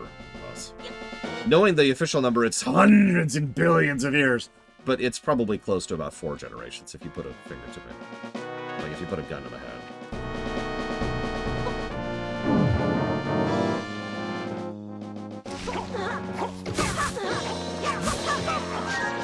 Oh yeah, notice we're now fighting the Hyrulean military as we're going up towards Death Mountain. I hate to keep pointing out the similarities to the Imprisoning War and the story that this was supposed to be. You can kind of feel how this was supposed to be some kind of an approach to one of the known portals to the Golden Land, which exists on Death Mountain.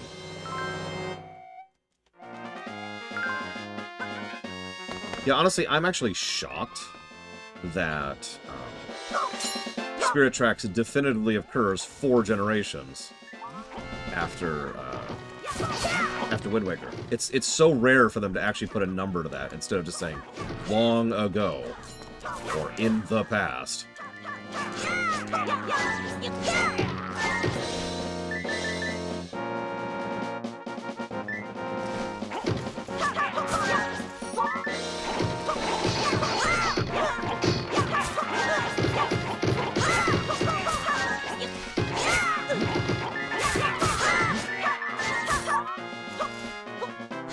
You know, I'm sorry, I was just thinking to myself what a damn shame it is we don't have the Imprisoning War in this story. I want you to picture something, okay?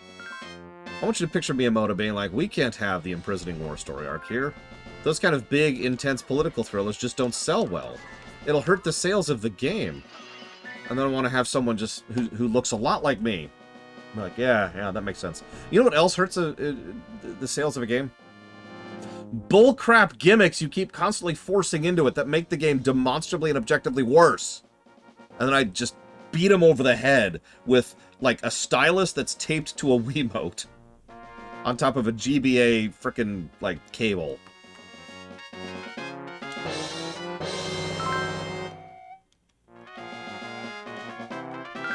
It was high.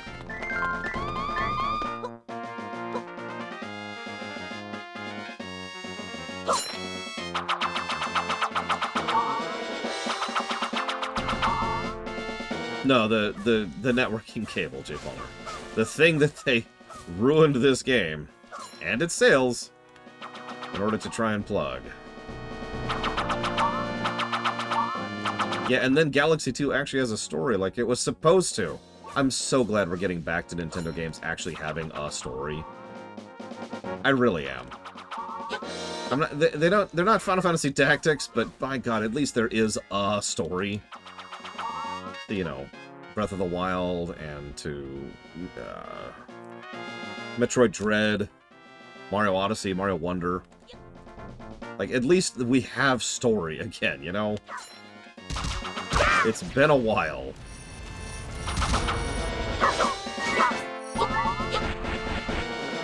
It's pretty much been since the SNES. Dude, I don't know, Spartan, you're asking me? The hell do I know? Hey, Miyamoto, why do you hate story? When I was a child... This is what Miyamoto's accent sounds like canonically. When I was a young child, I realized that story is the plague that destroys all joy in the world, and I swore I would destroy all story in video games forever. And in the doing, no one would ever... Yeah, he's just... I don't know, dude. I understand being focused on gameplay over story. That's fine. Really. I mean that. Hell, honestly, I'm kind of focused on gameplay more than story. Just a bit. But, god dang it, dude. Guess I need you to stand here. Stories killed my family right in front of me as a child. That's why I became Story Man.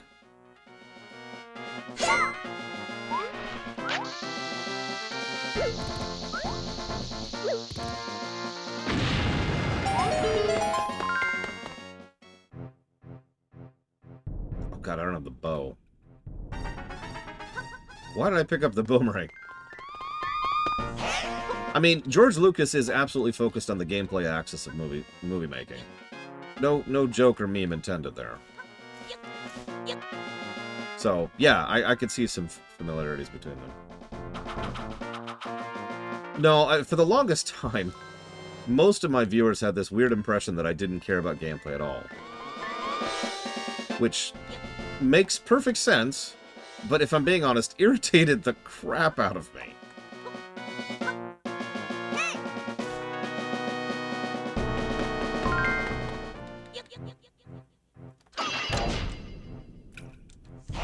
Oh, right, I did that wrong.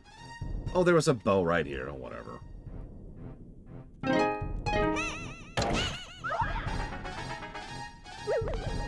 Okay, hang on.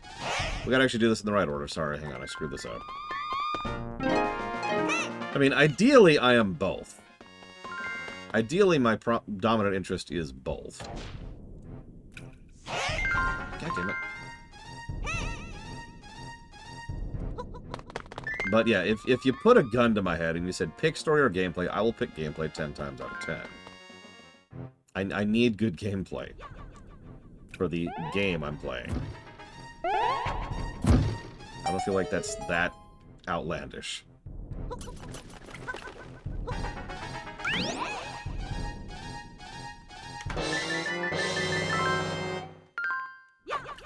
But yeah, I'll tell you exactly why people thought I care about story and not gameplay.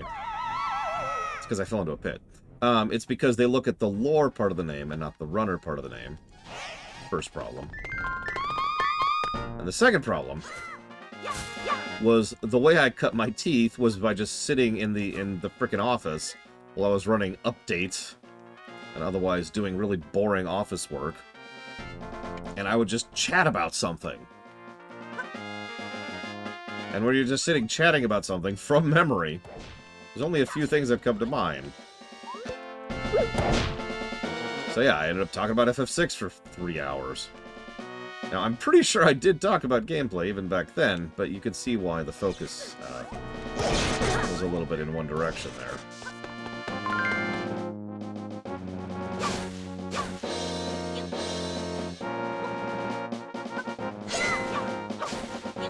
Good way to put that, Chitoto. I like that. I think you're right, Ross.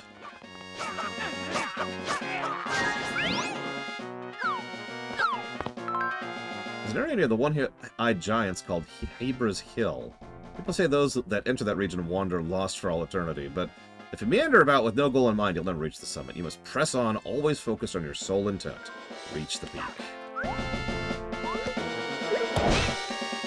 Yeah, the moment we started doing lore runs is probably when the format of this show started solidifying, which is funny, because we haven't done a lore run in years, and we'll never do another one since. At least not a capital L lore run.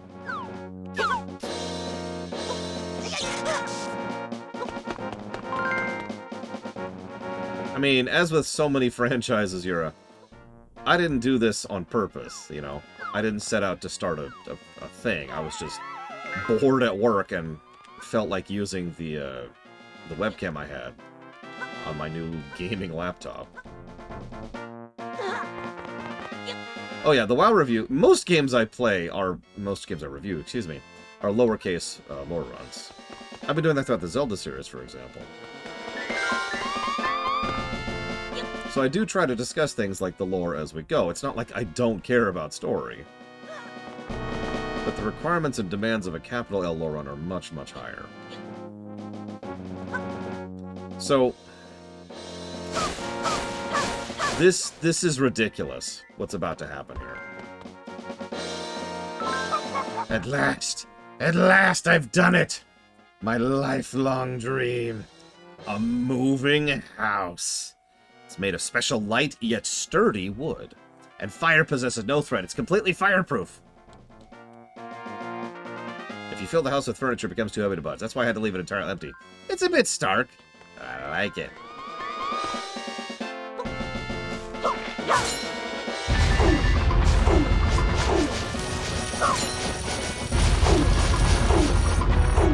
I don't know about you, this is how I kill rodents.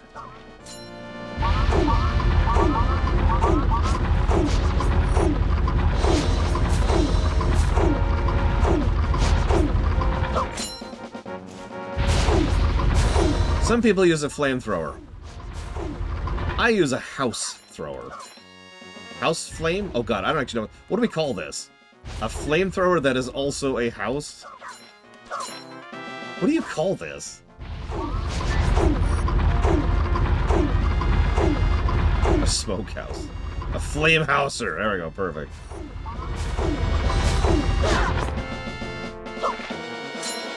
But you probably see what I mean now, right? I keep saying this game is focused on fun. A lot of this game came about because they thought, okay, what ridiculous, stupid, fun thing can we do? And you get things like a house that's a flamethrower. That's Four Swords Adventures in a nutshell. If you have any curiosity about this game, first of all, I'm going to warn you, it is console locked to the GameCube. It is one of several games lost to time. You suck, Nintendo. But if you can get a completely legal copy of this game, this is absolutely worth playing. It's not even a long game. We might finish it tomorrow, depending on the timing. We'll see how we do. I'm not in a hurry, but you can blaze through this game.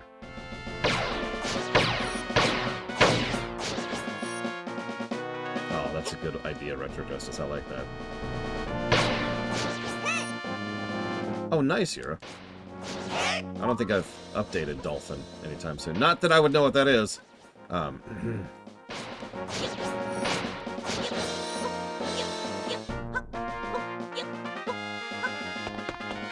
What's funny is it also plays very similar to Minish Cap. Just in overall playstyle.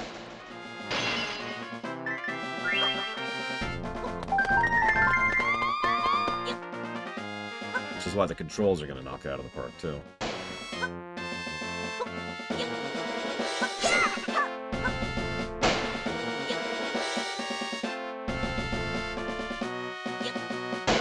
Right, of course they are, Andy. Of course. But I enjoy playing a game that is bad MSQ but great side content. Jay Palmer, you just described most video games. Honestly, side content has almost always been the good stuff in game design. Probably shouldn't be, but it certainly is.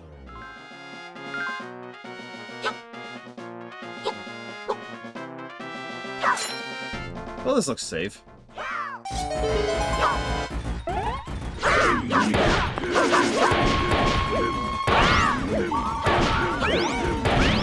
No tingle.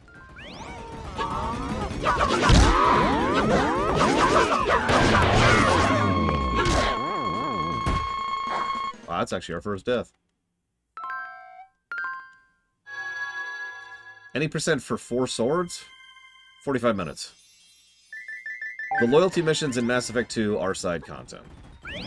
100%. They are not mandatory or intended mandatory to beat the game. 1 hour 53, that's actually slower than I thought.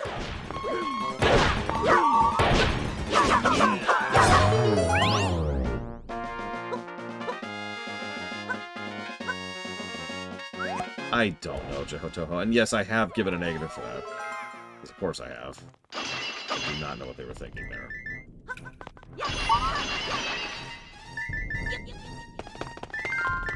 What's funny is this came out before Twilight Princess, which also had the, hey, you got this type of rupee for the 15th time. Let me give you the message again. Which would reset every freaking time you stopped the game and started the game again.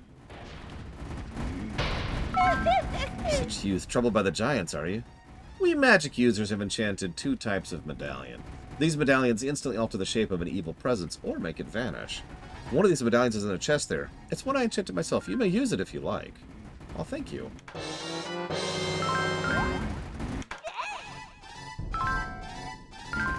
Oh, God. 15 minutes, Ross?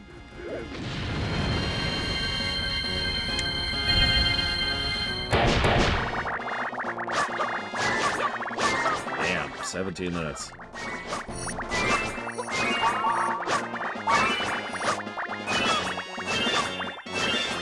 You also see there's a bit of an emphasis on spectacle. Oh yeah, Skyward Sword, that's another one that had that same problem. It was so bad in Skyward Sword that Aonuma personally acknowledged and apologized for that. No, really. Oh, that's true, You're right, that is cheating, though. I even own those games. Because of course I do. Boss time. Back! Go! Back! Go! Back! Where did you guys come from?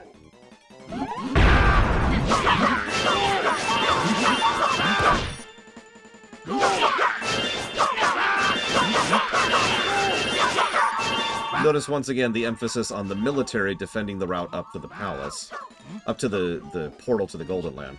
Which I only point out because if you actually sit back and think about this for a second, there's no reason in the existing story of Four Swords for these cursed soldiers to be here.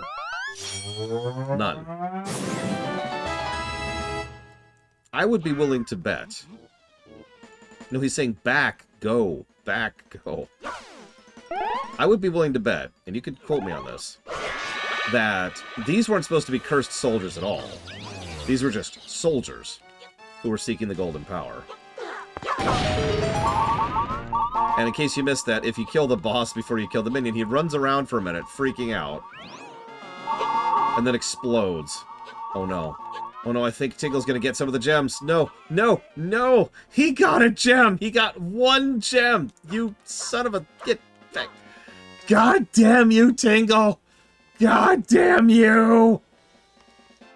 Ah!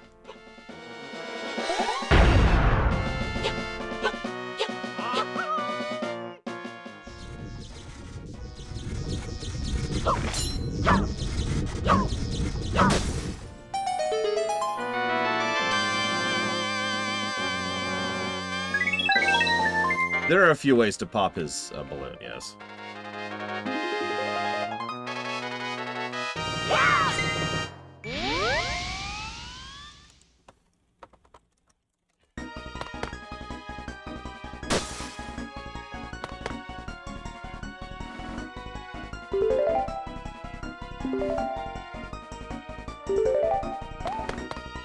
Honestly, I cannot tell you how much of a relief it is that this is a good game, Retro Justice. You have no idea. Like, I'm playing it up a little bit, but I gotta be very clear. I was actually concerned this was a bad game and my memories were all wrong, because I haven't played this game in like 15 years. And I was just like, oh god, no. No. Because I thought Spirit Tracks would score pretty well, too. And the Oracle's games.